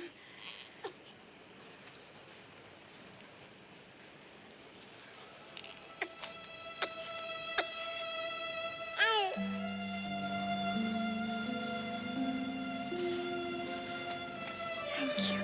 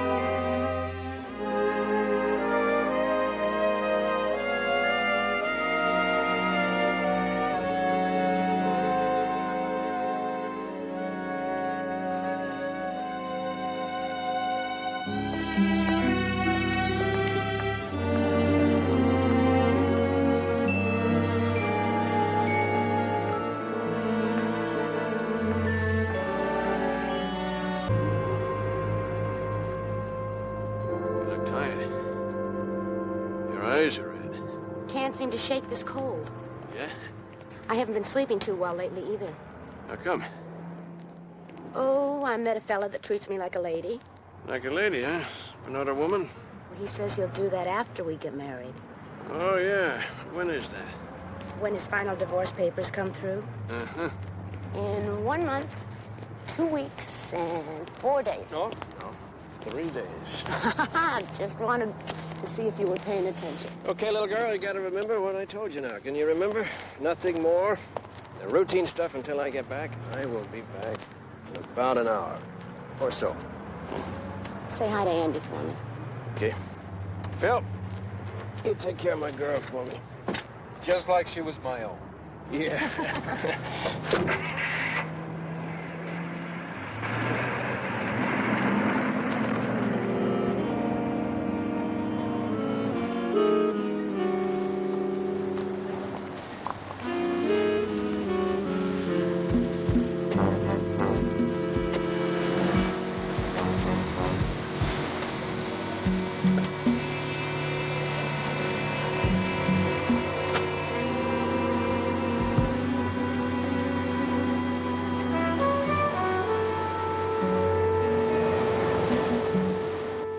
Take more than a 30-minute talk with his teacher.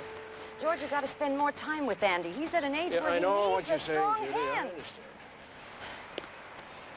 But if you're so busy playing house with your new girlfriend... All right, Judy, look, what I do and with whom is none of your business. And I got a paper to prove that.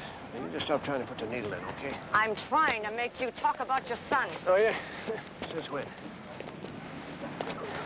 He's changing, George. Something's happening to him. He's not the same. He's different. He's growing up, Judy. That's all. No, there's more to it than that.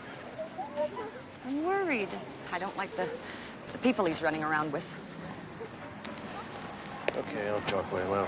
I'll say something to him, okay? Andrew, I've got some shopping to do. You be sure you go home right after you and your father are finished. Okay?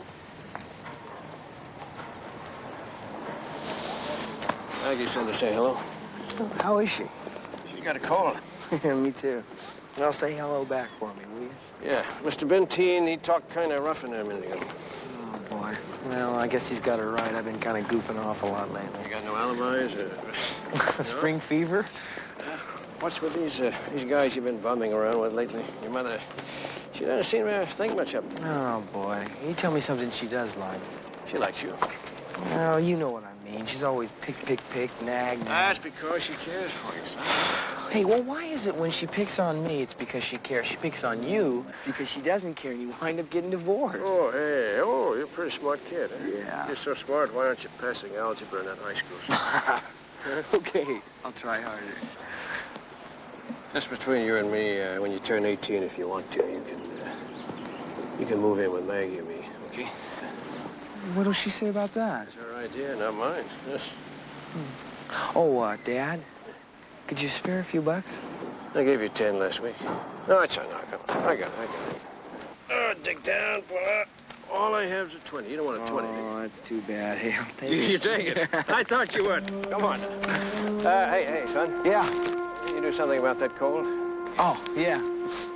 See you, Dad.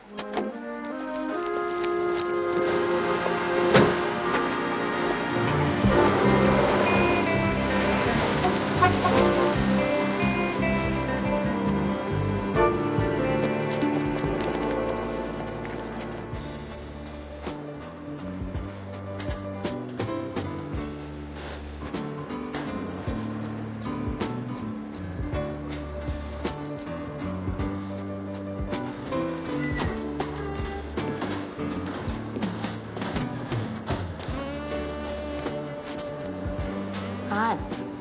Hi. Where you been keeping yourself? Do I know you? I've seen you a couple times. Just thought you'd seen me. So I've seen you. Coming down.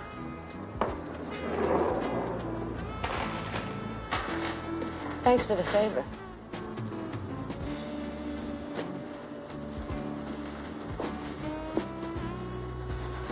What's the matter? I'm hurting. Go see a doctor. My busted 3 days ago. Hey, look, I said I've seen you. I didn't say that I know you. That's real cute. Hey, I'll tell you what. You put me in touch with your connection. And I'll buy you a nickel bag for everyone I buy.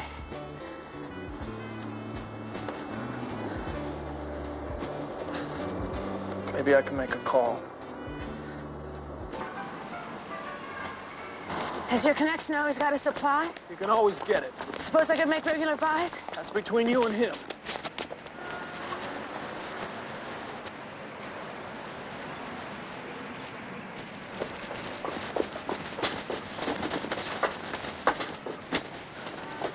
Where is he?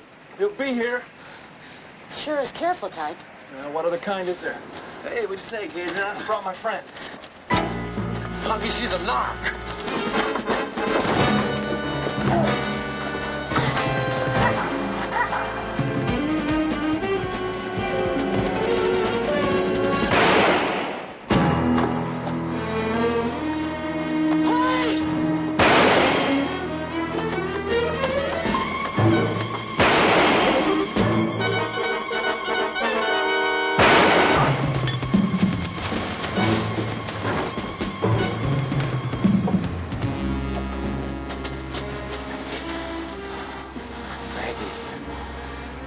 George,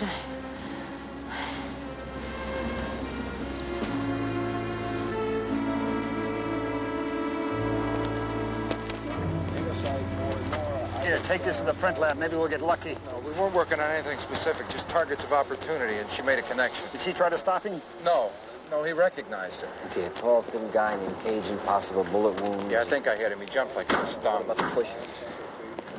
He was black. You saw him? No, but when he made Maggie, he called Cajun a honky. Anything else you remember about Cajun? I didn't get close enough to him, Steve. Maybe somebody back at the bar got a better look. That'll be our first stop, the bar. George, I'm sorry. What the hell happened, Phil? She was making a buy. It went sour. If I'd been here when it happened. If you had been there, the same exact thing would have happened. Somebody's fault. It's somebody's fault, Steve. And we're gonna find him, I promise. Yeah, you will. Unless I find him first. Oh, no, wait a minute now. You stay out of it, will you? Please. We'll take care of it, I promise.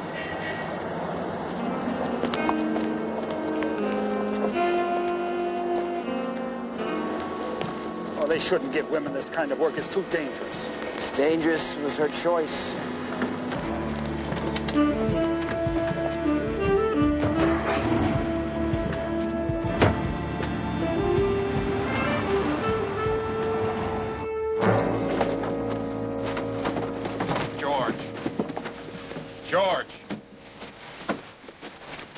George, take some time off. Go home. Do what? I'm gonna kill him, Phil. I'm gonna look in every hole in this city till I find him. I'm gonna kill him.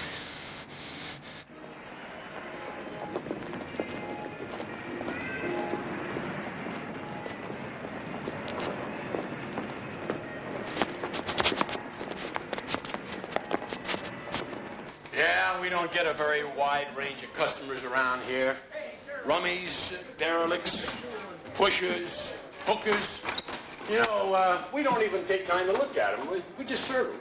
The description we have is of a tall, skinny man. Oh, you know how many that fits who come in here? This guy was here about an hour ago. He left with a girl. A lot of them do that. She was wearing jeans. She had blonde hair and, an awful lot of finger rings. Oh, her. Yeah, I remember. Him, too. They muttered together for a while and then left. Hey, he was a skinny kid. Kid? Yeah, about 20, 22. He had kind of a wild-eyed look. I've seen him around somewhere, but I don't know anything about him.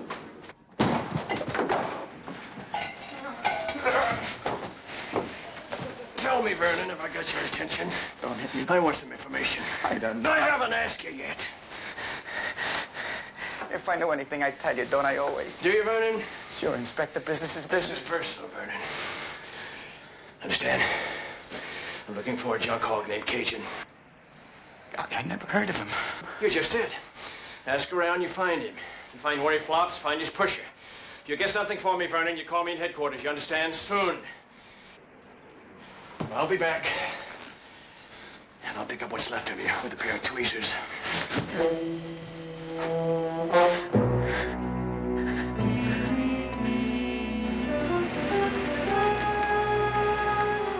I wasn't that close to him, but the hair's sandy, and it went back and stuck up like that. He hadn't gone.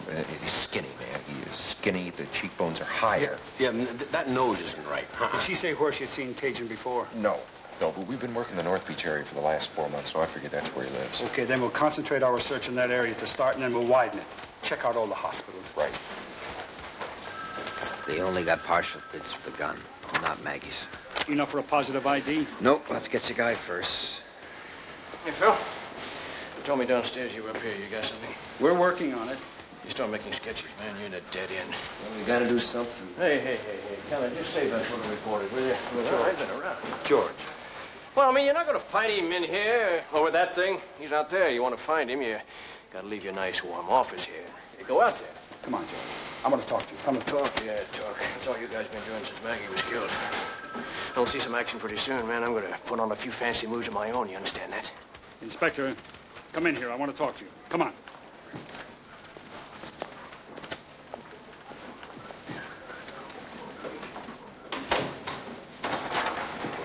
George, I know what you're going through, but you're too involved. You're damn right I'm involved. And you can't be objective. Objective? So I want you to keep your mouth shut and stay out of this case. Because if you don't, I'll have you suspended for interfering with a murder investigation. You'd do that too, wouldn't you, Mike?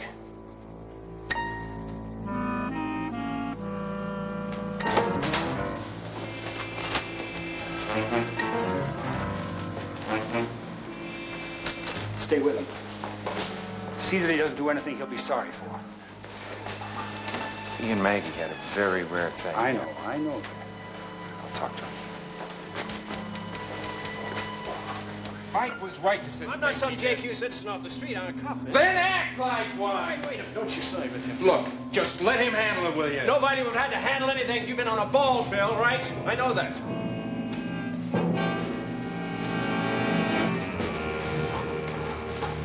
Maybe you better find yourself another partner. I'm sorry, Phil. Sure. Well, like I said, I'm sorry.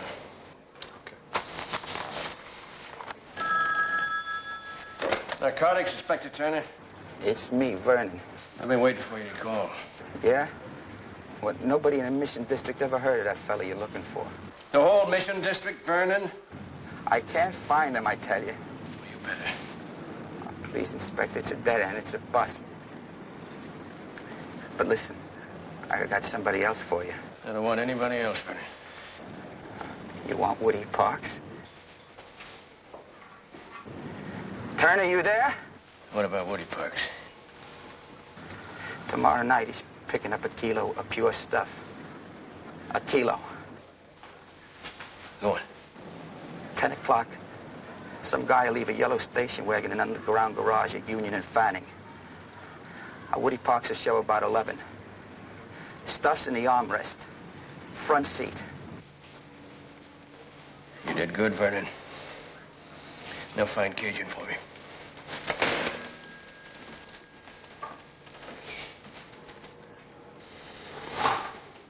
What do you got on for tomorrow night, Phil? Taking my wife to the movies. Woody Parks is making a pickup. Kilo of pure H, about 11 o'clock. Woody Parks supplies a whole Mission District. Got a chance to nail him, Phil. All right. All right, on one condition. You explain it to my wife. She trusts you. This'll kill you an awful lot of rats, mister. I don't figure anybody's gonna miss him, do you? Just other rats, I suppose. Just sign here, please.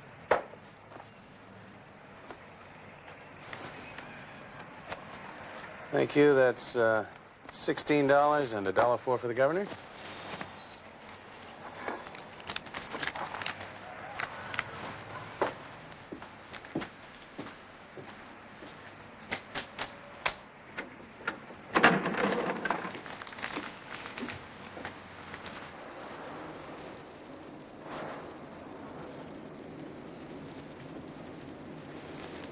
It's 11:35.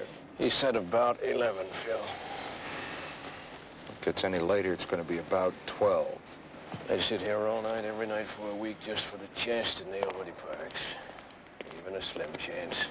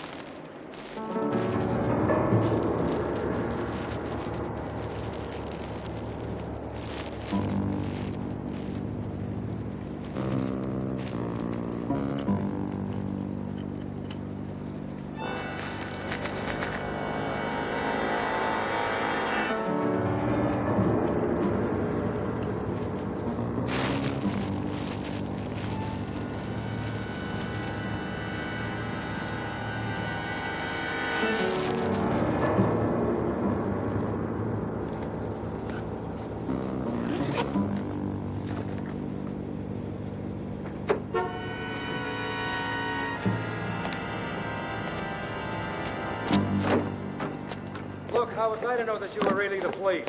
I've been robbed twice in this garage. Well, I hope you made out a good report for the police department. You got him? I got it. Let him go, Phil. We got a bum tip. Hey, I'm gonna report this. This police harassment's gotta stop. I want to...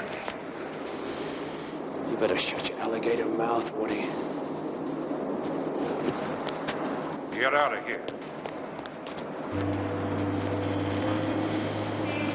Well, it's like the man says. You can't win them all.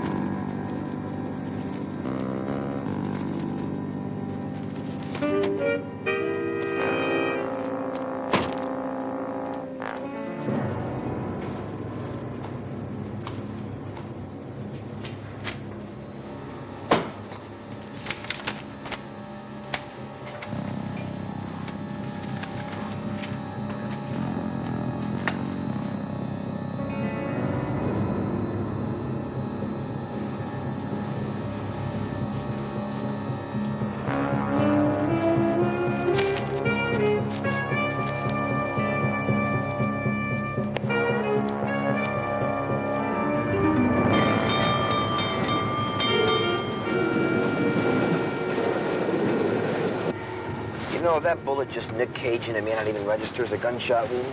I still don't think he'll go to a doctor or a hospital. But what if he's a floater?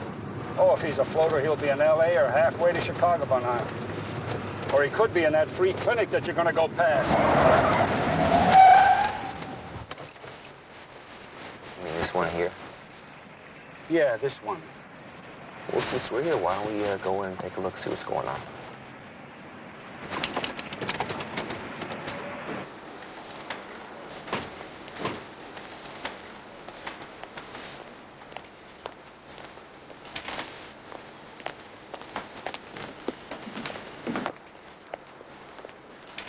Take these cold pills like it says on the label.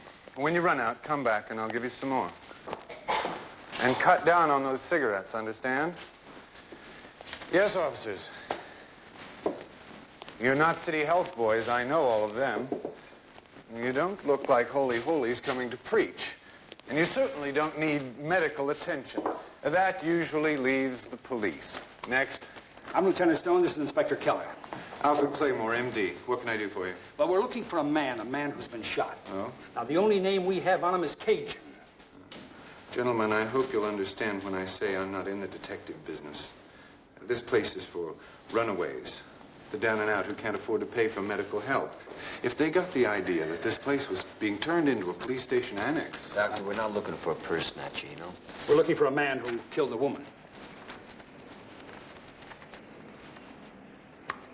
I never saw him before. The name doesn't mean anything. You Cajun? Mm-hmm. I wonder if you'd be kind enough to put that sketch up somewhere where the rest of your staff could take a look at it. It's a long shot, but you never know. You know, he's been hurt, and he might just come in here for help. All right. I'll put it up in the back. Thank you. If it will help. Never know.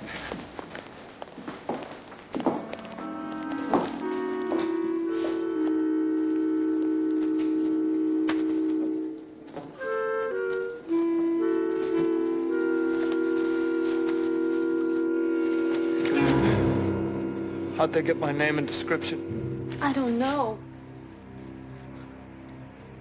God, I didn't mean it for it to happen. I didn't mean to hurt that chick. Cage, we gotta split. And go where? Anywhere. L.A., San Diego. Are you out of your mind? Go there cold without a connection? You know how long this stuff is gonna last us? Cage, we can't stay here. They'll find you. We can't go anywhere with just this much to get us there. We'll score and get enough until we can connect. Amy, I'm tapped. I got $8.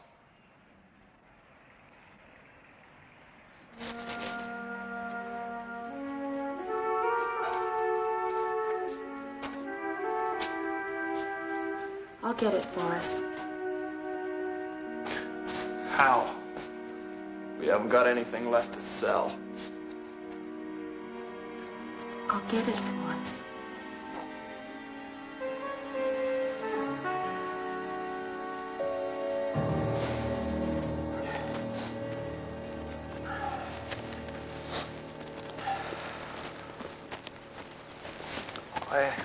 All the words, they really don't say anything, do they? Well, they don't say it right, son, no. I wish I could. You don't need to, Andy. I am sorry, Dad. Look, my messing up at school and you having to leave Maggie. We talked that out, remember? And it'll always be there. It wasn't you, Andy. It wasn't me. It was a junkie. Yeah. Andy, the one good thing that came out of 18 years of being married. And nothing's going to change that, son. Nothing's going to change it, huh? You know that? Yeah. Boy, tell me how I put the touch on you after a speech like that. What do you mean? I owe $20 for textbooks. Look, it's rotten timing, Oh, I it's know. not rotten. Come on, right here. You go on, and I'm going to hang around here a while. Yeah. I'll see you in a few days. And you take care of that cold, will you, son? Sweetie?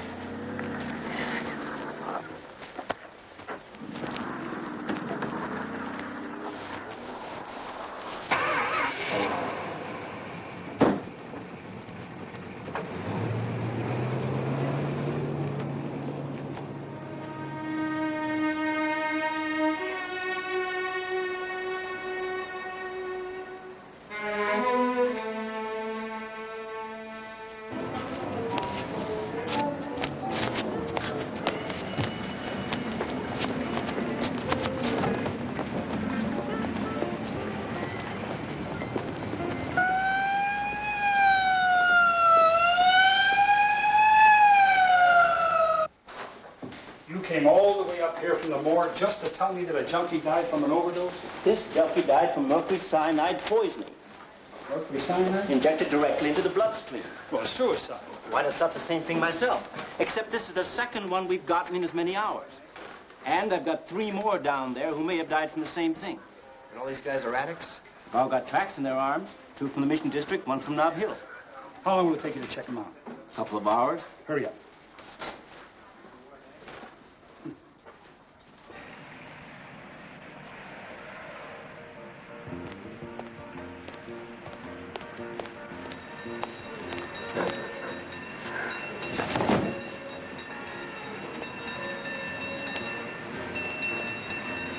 Homicide, Daily. Yes, Dr. Claymore. Betrayal claim. All right, let's go, boys. Get on the phone. Come on. Let's go. Okay, I got him. Right, 4 more. Just got a call from Dr. Claymore at Betrayal Clinic. There's 2 more dead addicts. Cyanide poisoning. They had all the symptoms.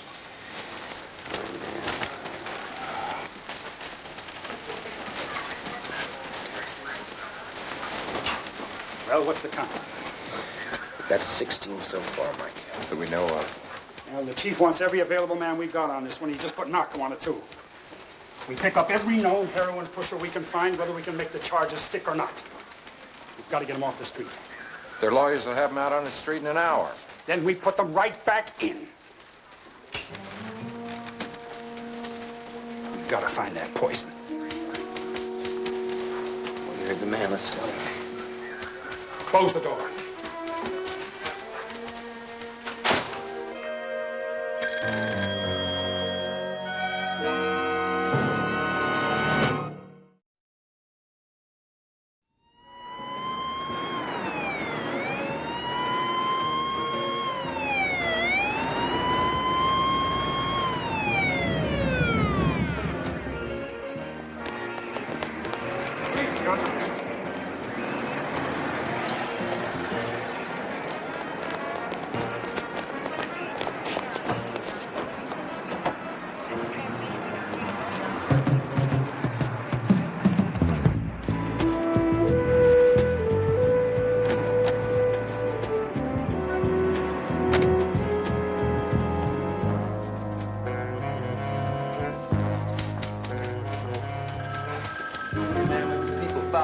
Foul up, don't you? Why don't you just book me and let me make bail? No, you can wait your turn like everybody else. You ain't got nothing on me.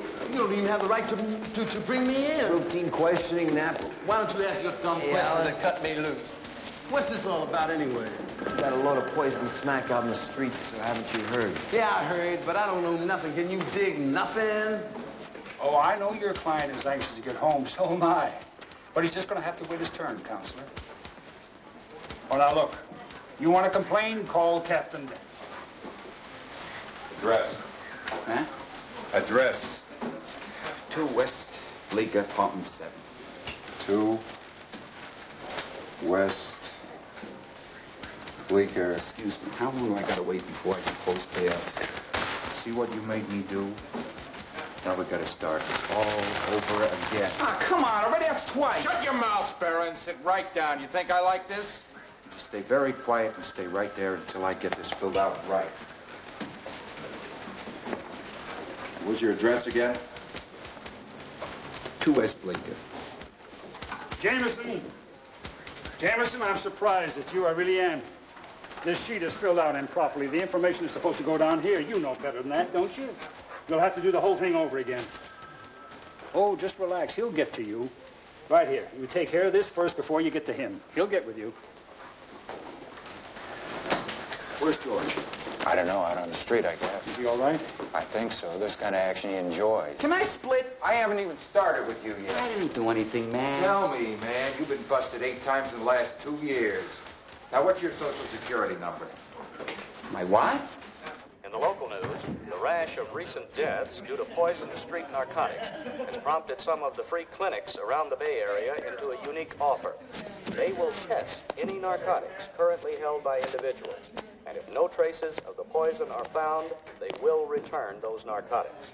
Those wishing to avail themselves of this service can get details by calling 386-8271. You see, you got nothing on me. I'm clean. I mean, and you're asking me favors. That stuff is white death. Well, what do you get so worked up for? The dying's going to stop in a while. It's what? That bad stuff's going to get used up. That'll be the end of it. What about the people who use it? They're going to be missed. And there's a world of junkies out there. And more getting turned on. Every day. The supply is ready to do business with them. And don't look at me all goggle-eyed. I'm saying like it is. Nobody twisting their arms to get him to hit the stuff. Man, they hit it because they want it. It's the way it is. It's the way it's always going to be. Hey, Mike. I think we finally got a break, man. Did you find out where the stuff is coming from? No, I'm talking about Cajun. Free clinic's going to test the street junk for the addicts, see if it's poison or not. He was on television. Now all we got to do is stake out those clinics, man, and haven't sort had much of... time to watch television lately. Oh, look, I'm telling you, George, people are dying out there, and we can't stop it all by ourselves. I would investigate it. Do you understand that? What's wrong with you guys? Don't you care anymore? 27 people have died in the last 36 hours, George. Well, they're just junkies, Steve. They're people. Well, they're filth. It's gutter trash. They deserve whatever happens to them, Steve. I don't know who deserves what.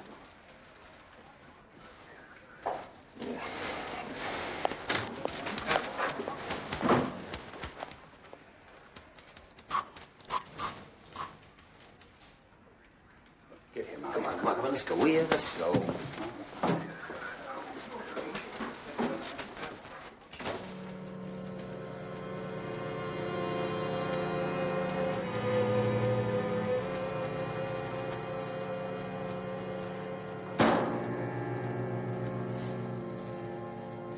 Hey, where you been? You hear those broadcasts about the free clinics testing junk? Yeah? We got 2 clinics right up here in the Potrero district, right? Right. We can each take one, and maybe Cajun will turn up. We can't do that. I'm asking you to help The word me, Phil. just came down. You owe me, man. You owe me. Did you call the clinic? They'll check it for free. The cops have nothing to do with it. Are you sure? As sure as I can be. Can you make it? I can't even walk, Cage. I need a fix bad. I'm sorry, Cage. That's all right, baby. That's all right. I love you. I'll be right back.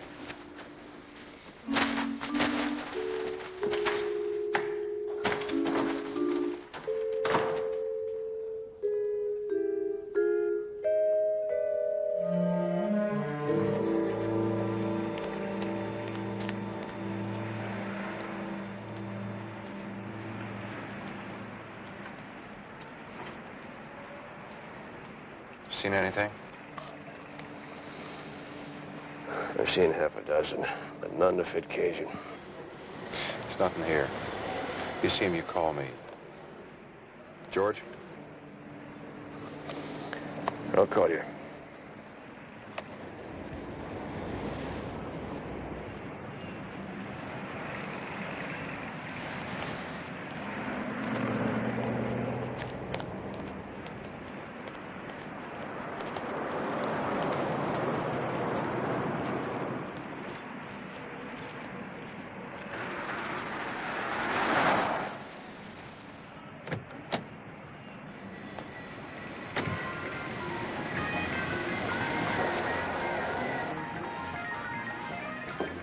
Yes? I called one of those numbers they're giving out on the radio. Oh, yes. Will you check my stuff for me? Sure. No tricks. No tricks. No offense if I give you half of it at a time. Any way you want. I'm only here to help. It'll take a few minutes.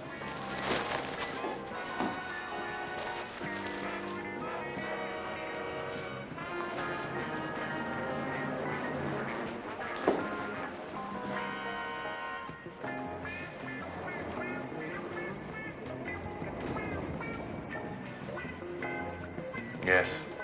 I'll keep him here until you arrive, Lieutenant.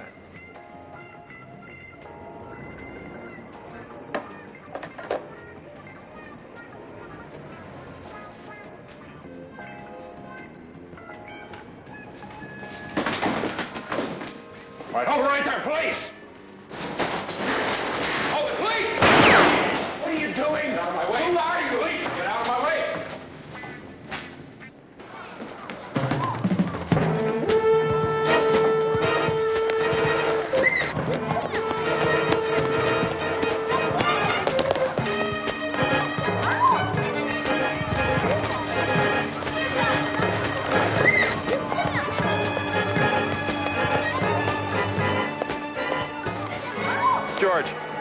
George, can you hear me?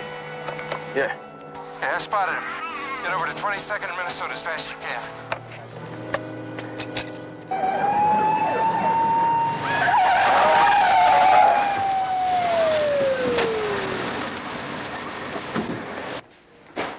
All right, who did the shooting? He said he was a cop, then he ran out the back. To the schoolyard? Yeah. Look at this place. All right, we'll make sure you get paid for the damages.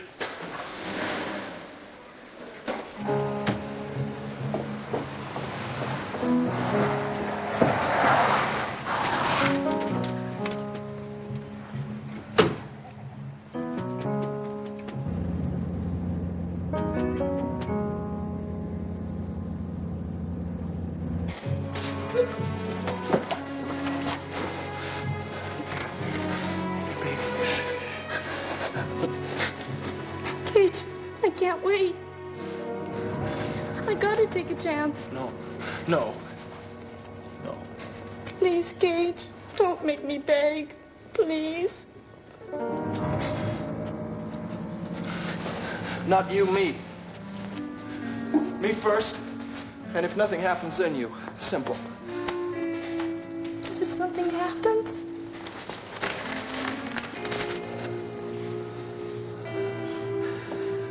Then you'll know not to take it, won't you? It's a dead end anyway, Amy.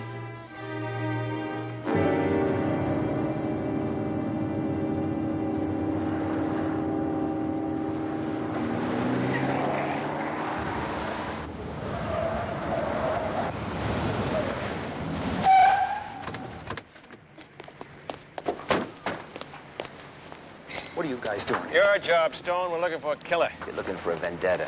People are dropping dead all over the city. Why don't you do something about that?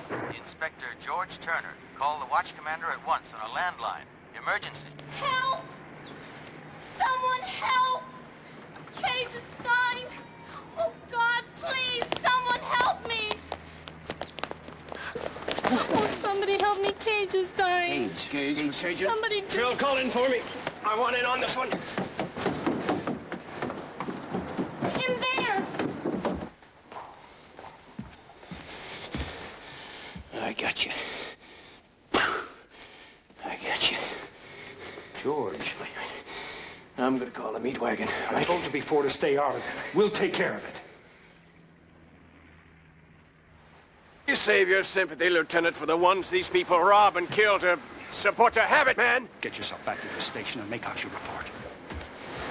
Come on, Phil. Homicide's gonna happen. George! Come here. What's the matter? Your son's on the way to the hospital. Cyanide poisoning.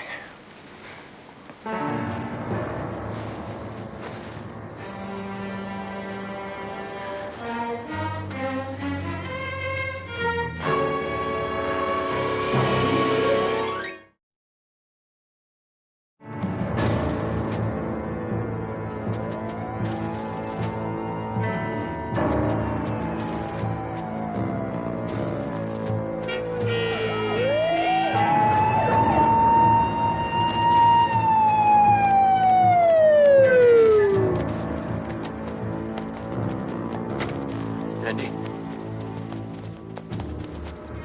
Hey, Andy? Hi. Andy? Daddy? Hi, Dad. I'm sorry, Daddy. I'm sorry. Don't be mad at me, Daddy. Nah, nobody's mad, son. I'm sorry. Come on. I mean that. No, Daddy loves you. Nothing's gonna change that, okay?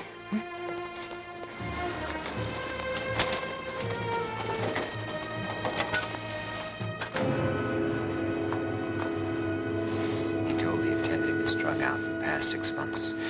He's dead, Phil. I'll take care of everything. I'm sorry. That's my fault, Mike. I killed him. See, I didn't know that I was looking for Cajun. I didn't know that he... How did you kill him? What? Well, you said you killed your son. How did you do it? Oh, yeah, well, I mean, I wasn't there when he needed me, you know. It's... Did you kill Cajun, too? No, the boy needs a strong hand, Mike. That's what I meant. I mean, he needs a father image, someone he can look up to, you know? Yeah, how many more did you kill? 30, 31? What the hell with them, Mike? They're slime, they're just human garbage. I mean, they're just junkies, Mike. That's right. Slime, human garbage, junkies like your son. Come on, Mike! Oh, no!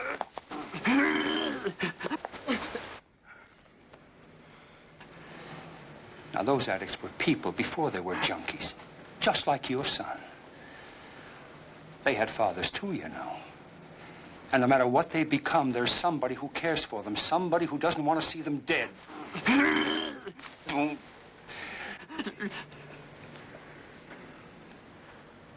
Now, you tell me who's got that poison. Whose stuff did you get into?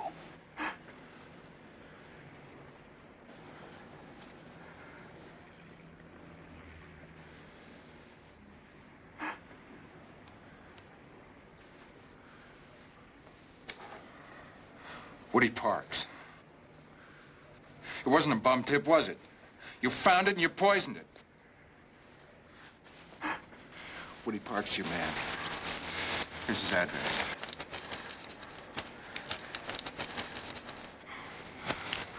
Here. He's not your partner anymore. He's your prisoner. Andy.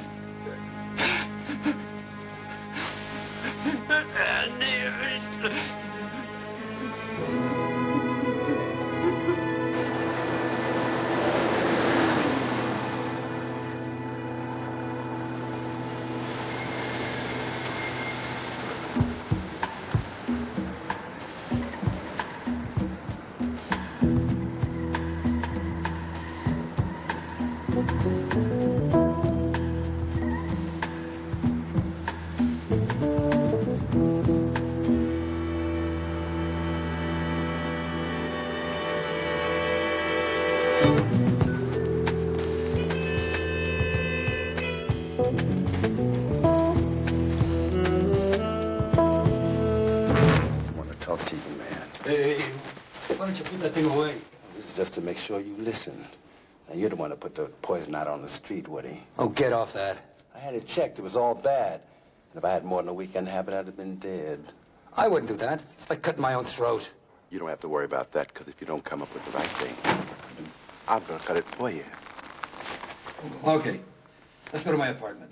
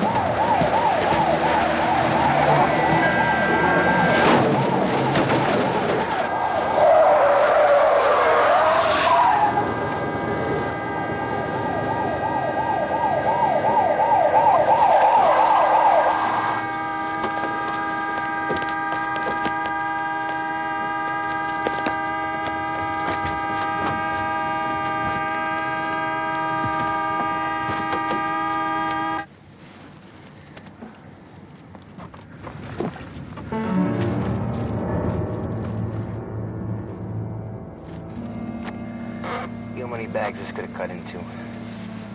I'd rather not count.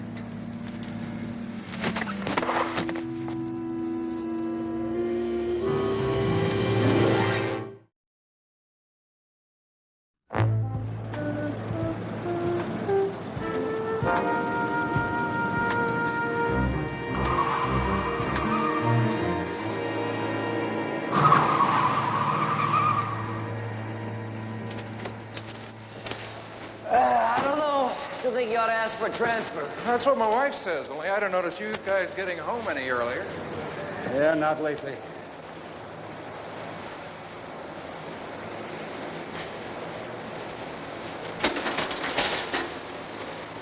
Hi, Steve.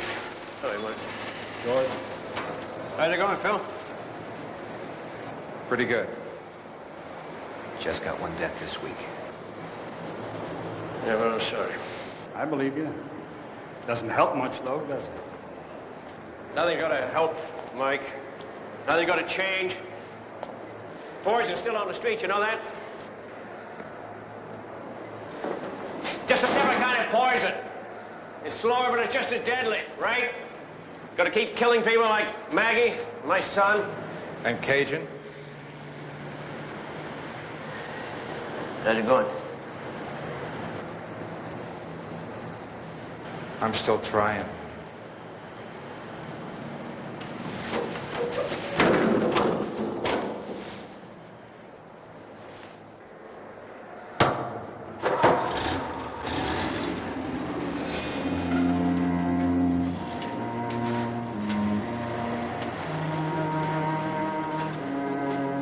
He's wrong, you know. Things are changing all the time. Sometimes it's not for the better, that's all. The only thing you can do is keep trying, right? Right.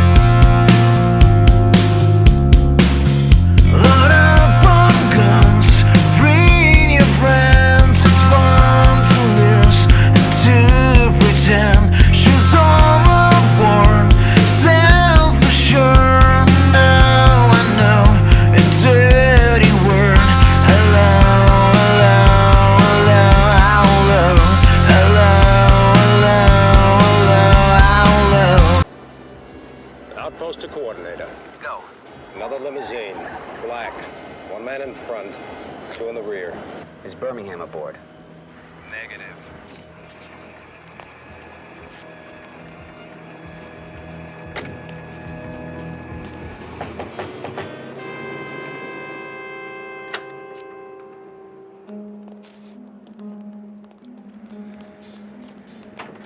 Big fellas. Clement, Freddie Clement. Very large Northwestern connection. Distributes all the ways up to Fairbanks. Will you look at this? Look at these biggies. This is another Appalachia. Yeah, what does it mean with that Birmingham? He'll show. Did I ever stiff yous? No. Moonshine, you're the best. How's the time? It's exactly 5:10. What are we gonna do? We only have an arrest warrant for Birmingham. What do you think we're gonna do? We're gonna wait. Wait. Okay, we wait. You know, Dave, you got one major flaw as an arc. Yeah, what's that? You take your job too serious. And I mean it. I mean it. What you need is a nice little wife, someone to relax you. My sister Connie, she'd say yes like that if you asked her. Do you have another piece of taffy? I don't have any taffy. Got a cookie. Give me. That's a cookie? You don't like brunettes. I got sisters to burn. Rita. You like Rita. I'm gonna have Rita over the house Monday night for your birthday. Who knows? You never can tell. Dave. Go. Bingo. Mr. B.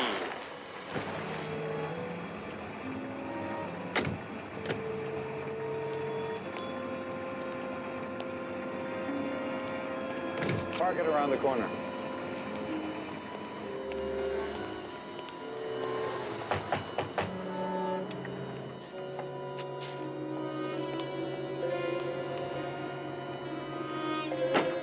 There he is.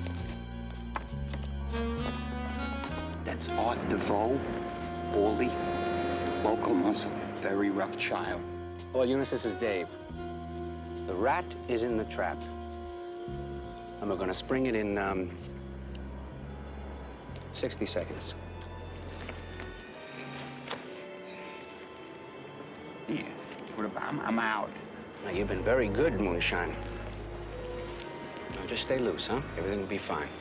Okay, Freddie, sit down. Let's move it. Is everybody here?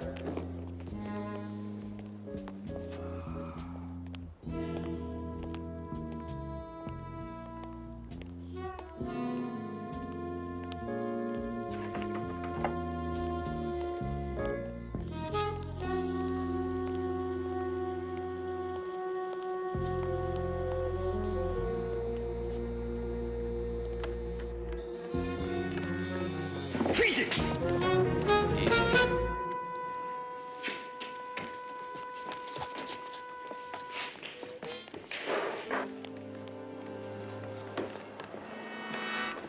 I want to say one or two things first about territorial infringement. Then I'll open the meeting up to general questions.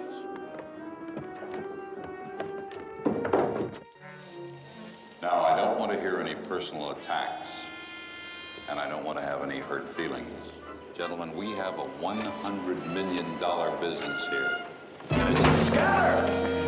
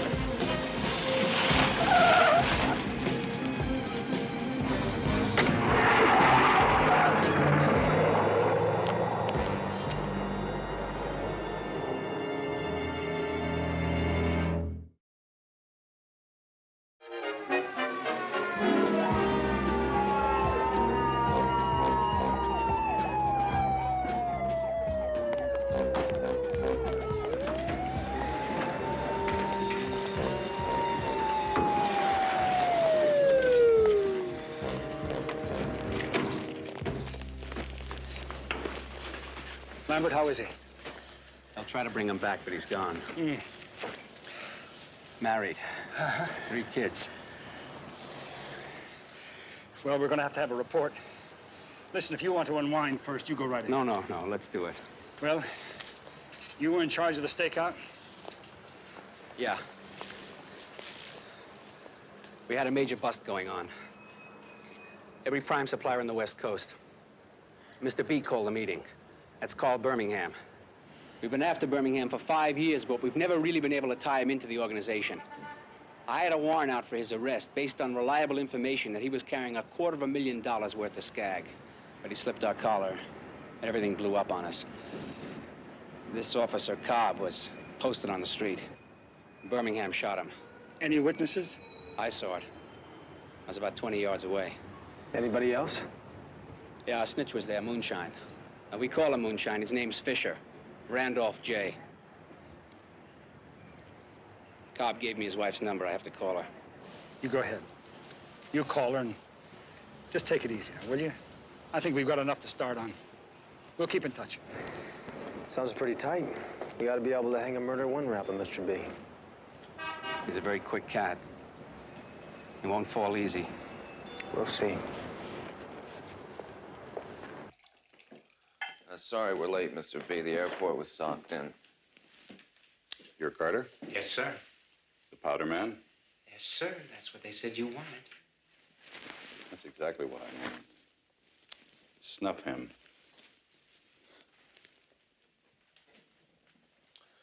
Guy's name is Fisher, but they call him Moonshine. He's got a room over on Post Street. Well, I'll show you.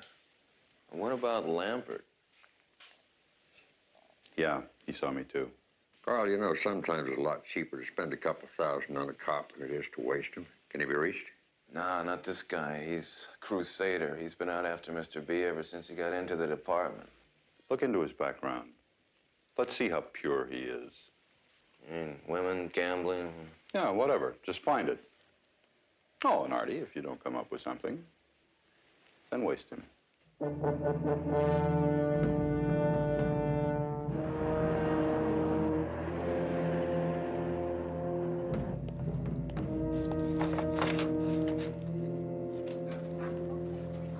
You're busy. I'll come back. No, hold it. Come on in. Just 1 second. There we are. Well, Counselor. I was thinking you might have run out on us, too. New secretary. She forgot to give me your message. Oh, well, this is my new partner. Dan Robbins, Abe Johnson. Close the door. So, girl didn't tell me what you wanted. I want your client. Which client? Oh, come on, stop it.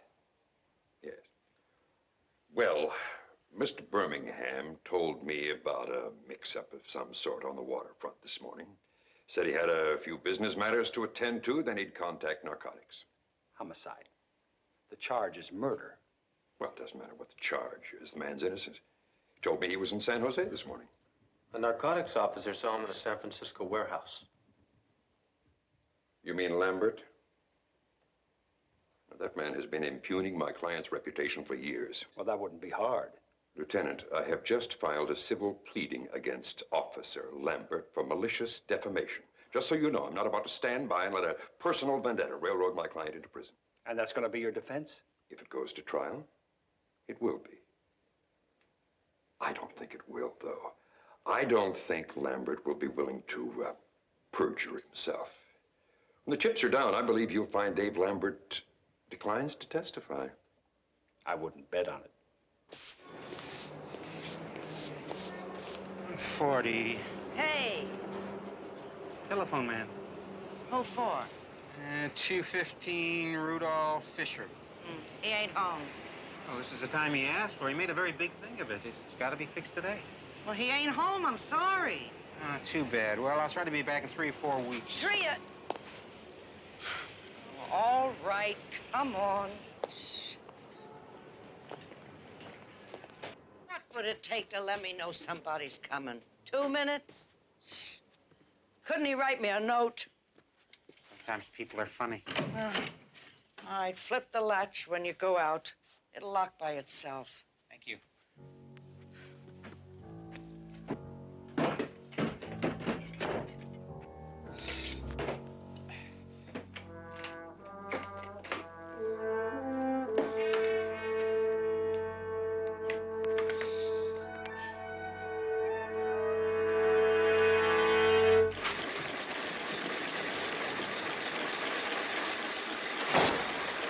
Excuse me. Be right with you. I'm looking for a man by the name of Phil Lundeen. You found him. You Dave Lambert's brother-in-law? You mean ex-brother-in-law? Ex. Right. Dave is divorced, isn't he? I don't believe I got your name, Mr. Barton. Private detective. Sure. Dave's a pretty popular boy around these parts. Everyone I've talked to has a good word for him. Is that a fact? What kind of a word does your sister have for him, Mr. Lundeen? Let me tell you the reason I'm asking. Dave's planning on remarrying, and my client wants to make sure that she's doing the right thing, you see? Now, you wouldn't happen to have any advice for her, would you? Yeah, I got some advice for her. Tell her to run for her life. Why? Forget it. Now, listen, buddy, this just might be very valuable to my client. Say, $1,000?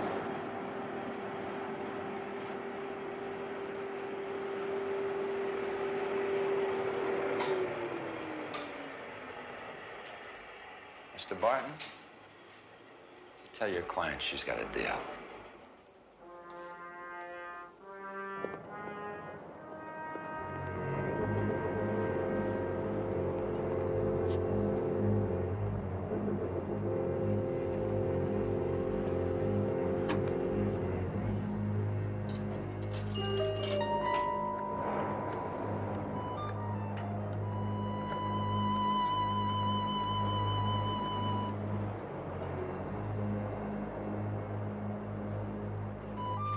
So you got home.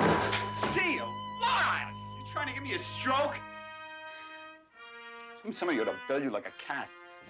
Listen, Fisher, I've had all the aggravation I can take for one day, so don't push. Now, I ain't your slave, and I'm not going to be running up and down those stairs all day long after every Tom, Dick, and Harry that comes calling here for you. What Tom, Dick, and Harry? You forgot the telephone man was coming. Telephone man? What did he look like? Like a telephone man.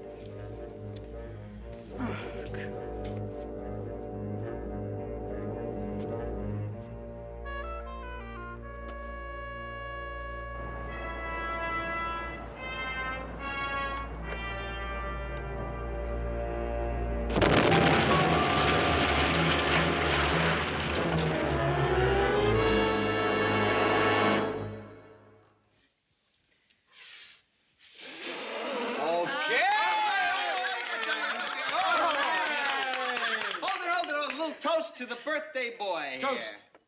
To a friend, a great partner. Right, a man among men, a knock among knocks. Right. Dave, happy birthday, pal. Salud. All right, thanks. I just want to say in reciprocation that you're right in everything you say. Thank you. Happy birthday, man. Hey, man, beautiful. Thanks for the party. Okay, okay. Hey, we'll cut the cake already. Come on. You do it. I'm not too Connie, give me a hand.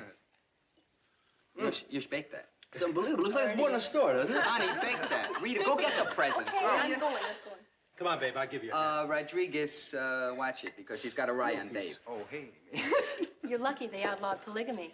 He'd have you marrying all of us. All right, gangway. I'm going to go get another bottle over here. What do you do? Cake, man. Incredible. Oops. Nice big one for me with the flour.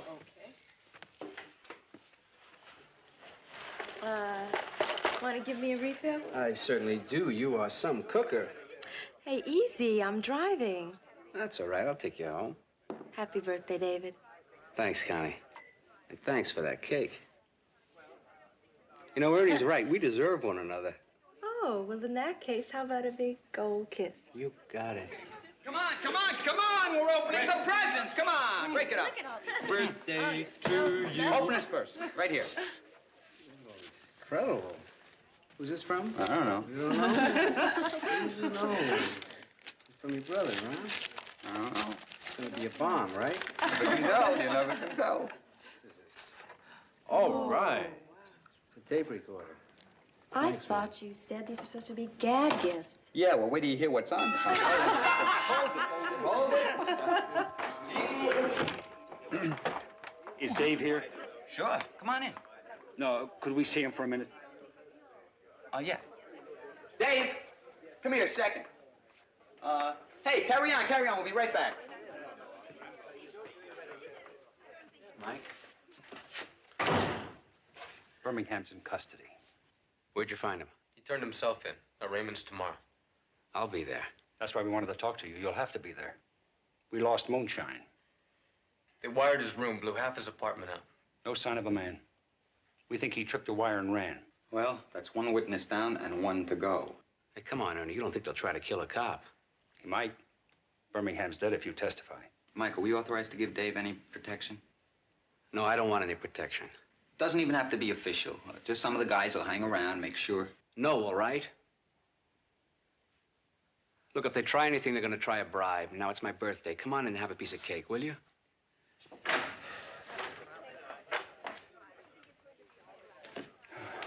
Fellas, eat, drink, be merry.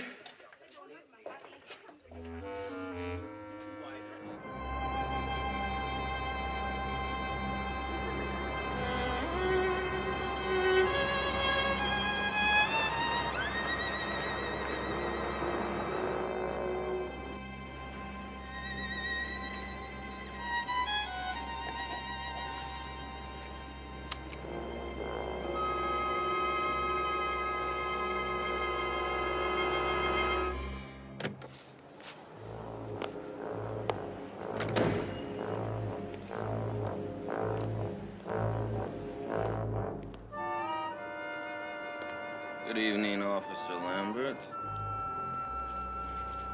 Well, I see it, but I don't believe it. Well, believe what? I'm talking about your nerve, DeVoe. Get out of the car with your hands behind your back. In a minute. Oh, I had a little talk with your ex-brother-in-law this afternoon, David. Yeah? He really spilled the beans, man. Told me all your little secrets. He named names, places, dates. See, Phil, you don't even think you're fit to be a cop. And why would he think that? Just because you're a homosexual? Get in.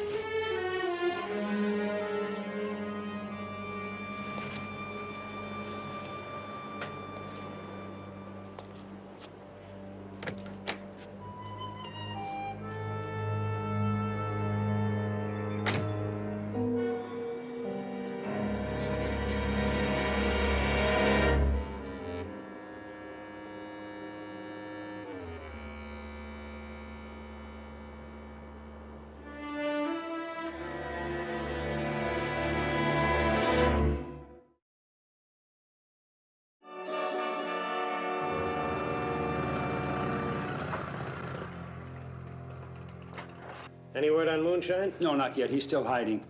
Lambert give you a list of his former employers, friends? If he hasn't left town, we'll flush him out. Come in. Oh, come on in, Dave. Could I have a word with you, Captain? Sure. Sure. Okay. Mike? Would you mind staying too?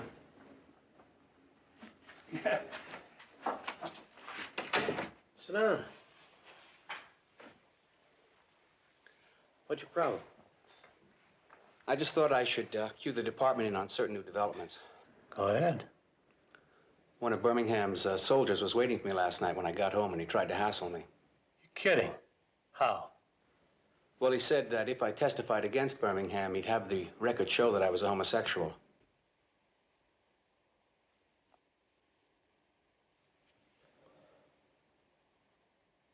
Are you a homosexual? Yes.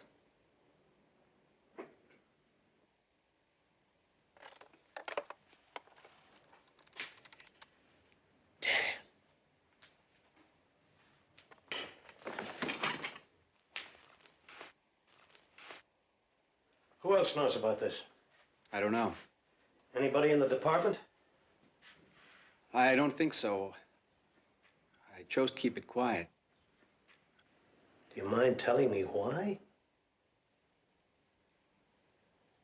Well, I just felt I could do a better job without the social pressures. Well, now you've got them. So where do we go from here? You know, you're supposed to testify for me. Are you willing to? Yes. You better think about it. It could be bloody. I know that. Who's prosecuting? Billings. Okay. You better warn him. I don't want him having a heart attack in open court. All right, I'll give him a call.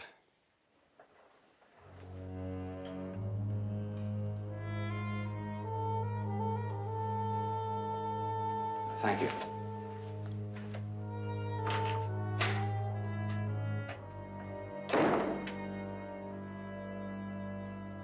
I sure don't need this. One of my own men being blackmailed.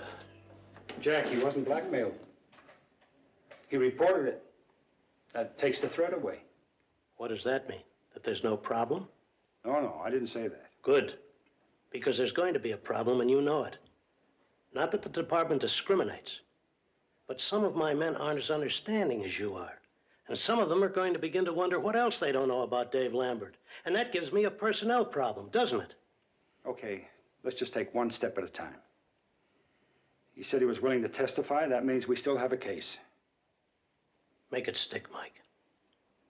He's a good man. I don't want him ruined.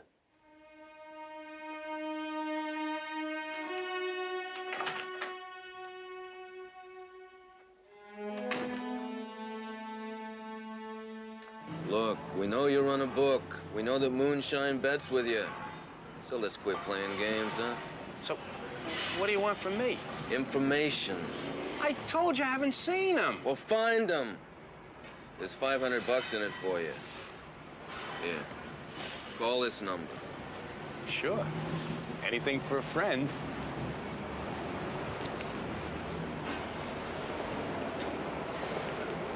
I still don't understand why it should change the basic case. You're not a lawyer, Mike. Well, a man was murdered. You've got an eyewitness. Those are the facts. Maybe he's afraid I'll lisp when I get up in court. That's a cheap shot, Lambert. Now, you can lisp all you want. I still have a case to prove, and you're going to make a lousy witness. And why? I've still got 20/20 vision. I know what I saw. Yeah, you're a good cop. But you're gay. So what? So what are the jurors going to hear in that courtroom about Officer Lambert? They'll hear that he's got one of the best lists of commendations on the force. No. They'll hear he's lived a lie ever since he's been on the force. Somebody's going to wonder how many other lies he's capable of. Jerry... It just takes one to win an acquittal. Look, a jury is nothing more than a cross-section of public opinion. I don't have to tell you, Dave. Some people won't like what you are. Well, that shouldn't be the issue. Yeah, well, it will be. Been after Birmingham for 5 years. You said a lot of nasty things about him, which puts his reputation on the line and yours. Of course I've been after him. Do you know how many people he's killed or maimed with the junk he's selling? But he hasn't been charged with that. All right, all right. So what's the answer? We're dead if we go to trial with just you, I can tell you that. Mike, I gotta have Moonshine. I don't care where he is, find him. I'll do whatever I can to buy you time. All right. You know, Moonshine's got a kid over in East Bay in a convent school, St. Teresa's. I don't think he'd leave without seeing her. He's crazy about her. Maybe you ought to stake her out. You never mentioned that before. Forgot. I guess I've had a few other things on my mind. Well, it's not going to get any easier. I know. The hardest part is seeing how people I really like are going to react. I guess I never like losing friends. Nobody does. Well, come on. The lions are waiting.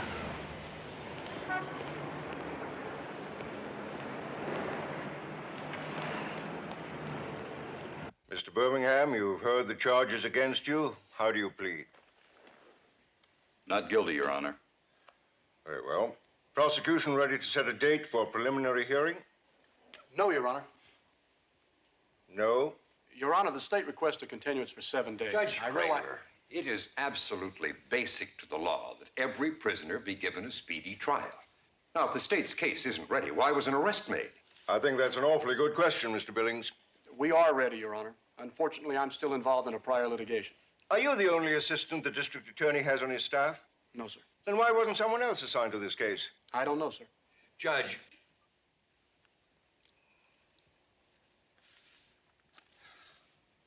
Mr. Billings, do you think you could possibly be available in 2 days? Yes, sir. This court will reconvene at 9 a.m. on Friday next. What's with the continuance? We have this guy on his back. There must be some legal problem. What? What's the problem? Well, I don't know, man. Do I look like a lawyer? Well, let's find out. I'll ask him. Look, will you lay off? It has nothing to do with you.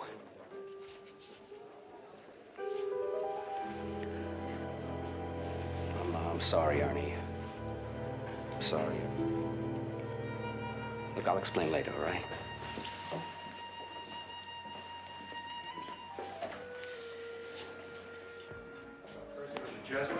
Charlie, 2 beers? And a lot of peanuts, will you, Charlie? Price? How's it going? So what is bothering Dave, man? How should I know? I'm only his partner.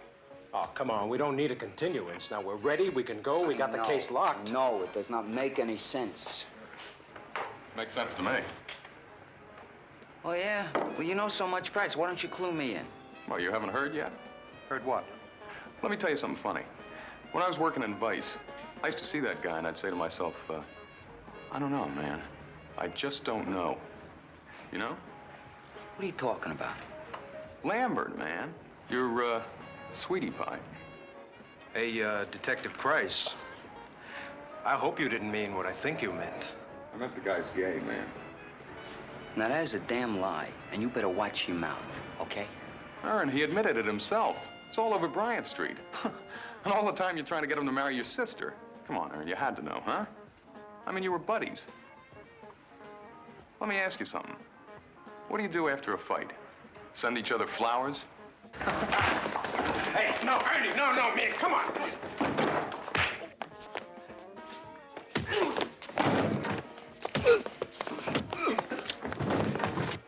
All right, that's enough, man. That's enough. That's enough. That's enough. You two get off of me, there. That's it.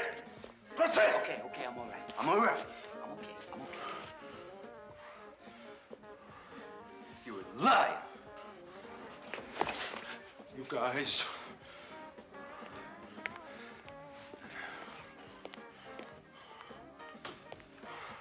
I don't understand how I can help you, Lieutenant.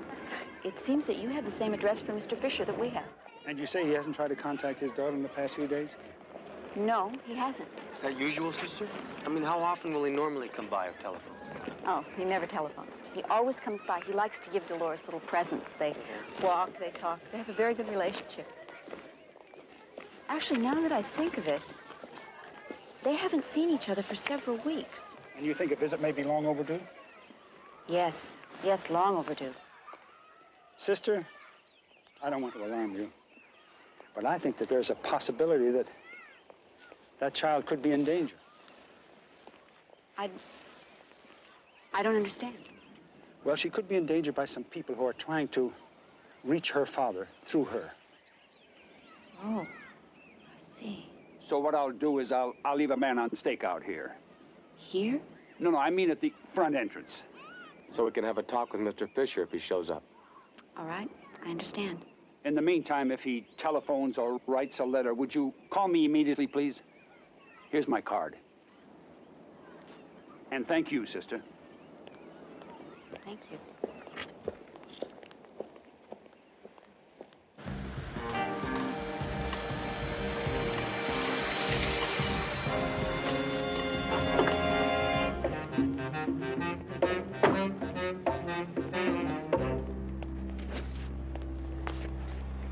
Hey, what happened to your eye? Ran into a door. What happened?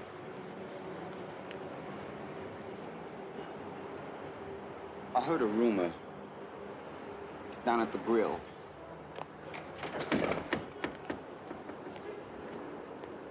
Is it true? Is what true? Are you gay? Yes, I am.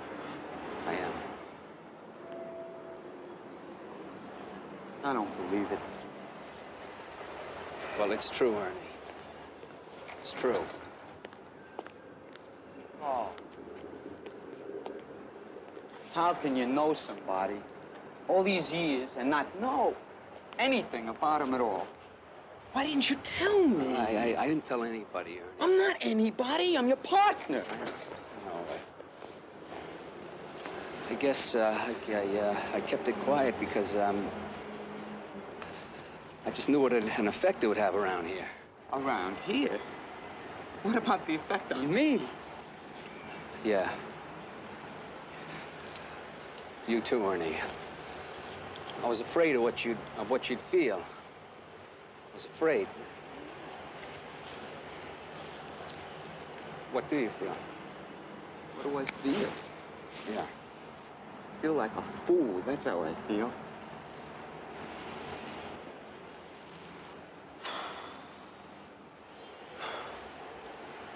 Well, where do we go from here, old buddy?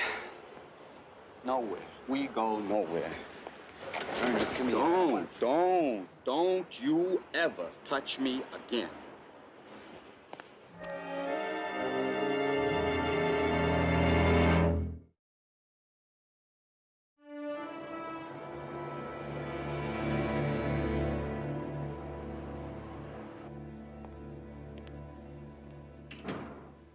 Is that you? Oh, that's a relief. I thought it might be Jack the Ripper there for a minute. Hi. Hi. How was your day? Okay. Ow. What? Hey, take it Oh, Ernie, what happened? Nothing happened. Nothing. Where's Dave? Here, put that. All right. Put that on. I'll do it. I'll do it. I said I'd come over and fix you two this great dinner. Yeah. Well, maybe he got hung up or something. You know, he's been hanging around here a little too much lately anyway. Dave? Yeah, Dave. You didn't have a fight with him, did you? What's for dinner? Ernie, what happened? I know this man a long time. All these years, he's been lying to me, and you, too. About what? About a lot of things. About who he is, what he is. What the hell are you talking about? He's gay. That's what I'm talking about. The man is gay. He finally told you, did he? What? Ernie, I've known that for a long time. He told you? Well, I mean, not in so many words, but we're friends. I mean, we talk. He's my friend, too, you know. He's my partner. Why didn't he talk to me? Well, look at you. Would you have understood? How did it come up? Someone blew the whistle, and he... Oh, Ernie, come on. Nothing's changed. What? Dave's the same man you knew at the academy, and he's the same partner you've had for 5 years. No more. I put in a transfer. I'm going over to robbery. Do you mind telling me why? Why? Yeah. Because I don't want to be in the same room with him. I don't want to talk. I don't want to know Oh, him. that's ridiculous. Look, mouth, enough. Just drop it, will you? How can you call yourself his friend? You're not even concerned about his feelings or what he's going through. The only thing on your mind is what people are going to think about you. All right, Connie, cool it, okay? I don't need any lectures. Oh, you need more than a lecture, big brother. You need a major transfusion of human compassion. Because you sure don't have any now. Oh, me now. I told you there'd be trouble. How many guys said they didn't want to work with him? 3 so far. Does he know about it? Yes, and he also knows his partner's requested a transfer. Mike, I want you to take Lambert, at least temporarily, till I can figure something out. You don't mind, do you? No, not at all. As a matter of fact, I've got him working with Robbins right now on an assignment. You know, wait a minute. Who gave you that authority? You just did, didn't you?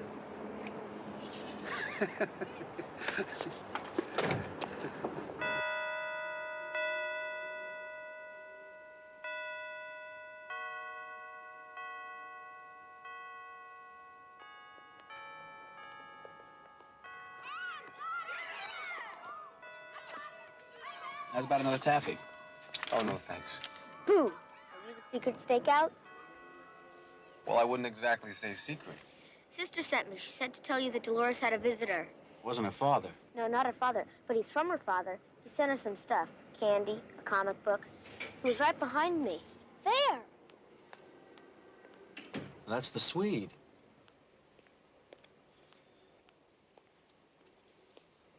They used to be roommates before this guy hit the bottle. Thanks a lot, sweetheart. Now what are you gonna do? Gun him down? Let's take it nice and slow.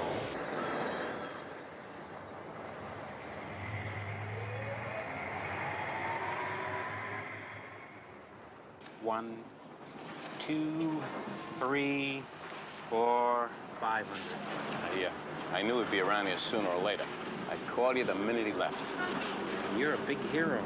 Told you how he was dressed. Yeah, you told me. I'll find him.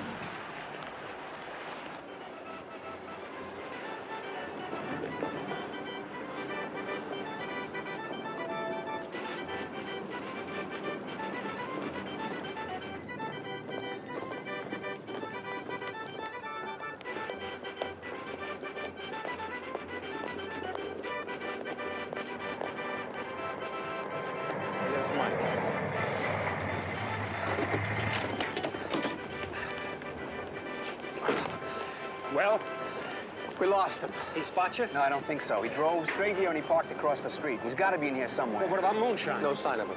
Wait, hold it. Hold it. He's here, too. I don't know what's the matter with me. It must be too many distractions.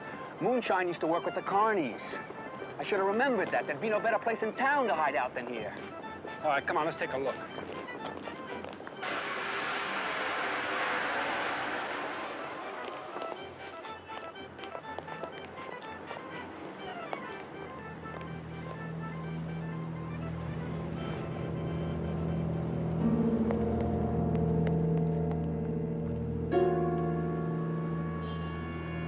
Nice. Let's take a little walk, Moonshine.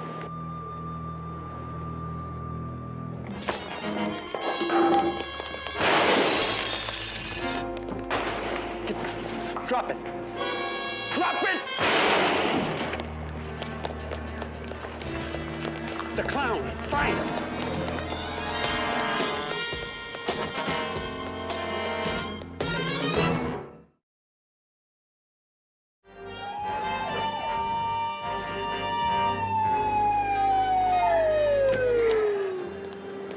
Come on, hurry up! This man's hurt. He's gonna need an ambulance. Here, that's his. Watch him. He just disappeared. Oh, he's in here somewhere. All right. Let's check the arcades. Come on.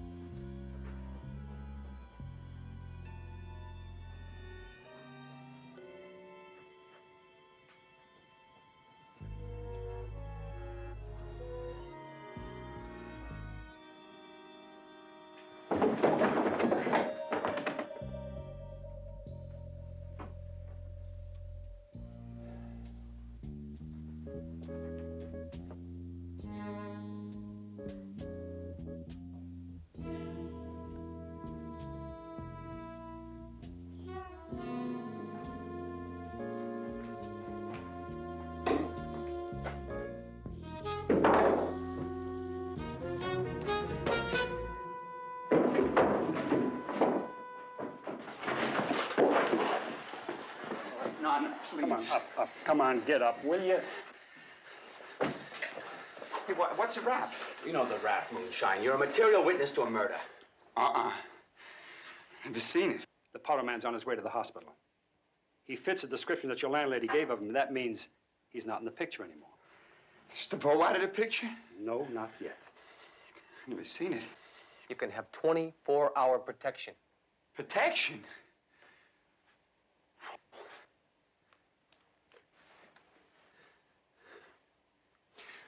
Mr. B got mad at a friend of mine up north. He sends DeVoe after him. This guy's got a cop living at his house. So DeVoe sets fire to the place. And he shoots them both of them. They both come running out. He shoots them like ducks. I don't want your protection! Then how would you like to spend some time in queue for withholding evidence? I got pals there. I wouldn't mind that. You want to know something? Birmingham's got pals there, too. I don't care, all right? All right. There's another way. Suppose we put DeVoe on ice for you. If you got him boxed, how come he's on a loose? Because I didn't want to bring a charge against him until I had What to. charge? Blackmail. You need proof. I've got it in his own voice. I had a pocket tape recorder running the night he tried to shake me down. I didn't want to use it unless I had to. Why not?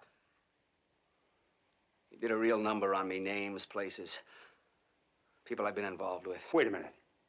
You mean to tell me that you let Billings play that tape in open court? Yeah. Provide a real circus for the news media. I want Birmingham. I don't understand. Well, I don't understand this stuff. Look, you're safe, Moonshine. You want a DeVoe jugged and you've got it.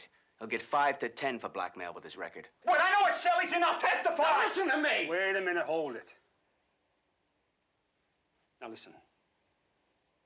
When we've got him cornered and nailed, that's when you testify. Otherwise, you go with him.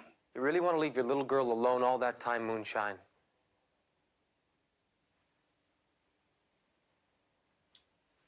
All right. You're right, all right. I'm okay.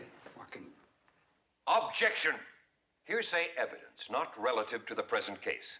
Sustained. Issue here is murder, Officer Lambert. Please stick to that. Yes, Your Honor. Go ahead. I was outside a warehouse on Kellogg in Carrington. Officer Cobb attempted to stop a man for questioning. The man shot and killed him. Could you identify this man? And is he in the courtroom now? Yes, there. Call Birmingham. You're a witness?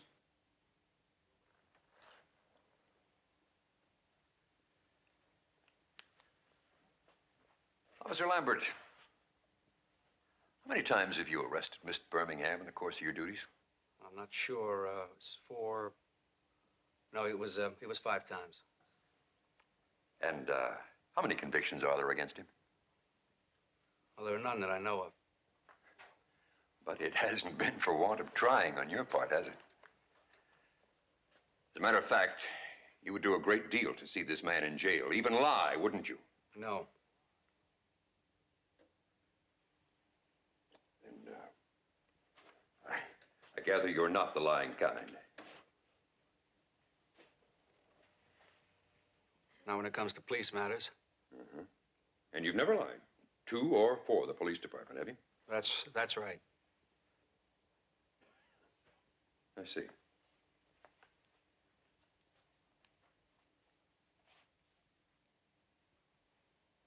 Officer Lambert, are you a homosexual?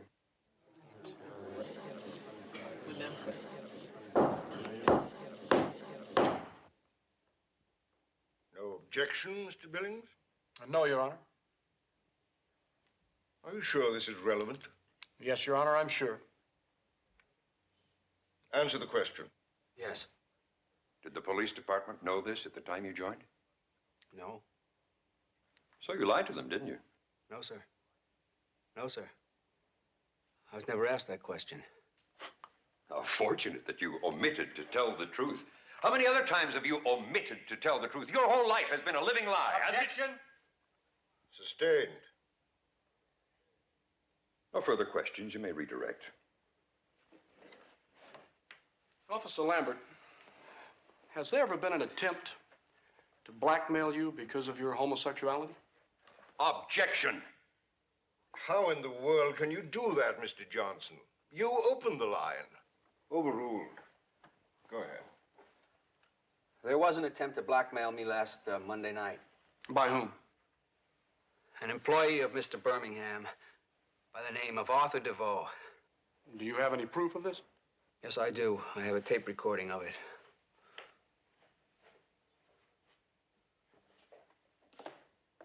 Is this the one? Yes. Your Honor, I would like to play this, and then I would like to have it marked People's Exhibit number 1. Good evening, Officer Lambert. Well, I see it, but I don't believe it. I believe what? I'm talking about your nerve, DeVoe. Get out of the car with your hands behind your back. In a minute. You know, I had a little talk with your ex-brother-in-law this afternoon, Davy. Yeah? He really spilled the beans, man. Told me all your little secrets. He named names, places, dates. See, Phil, you don't even think you're fit to be a cop. Now, why would he think that? Just because you're a homosexual.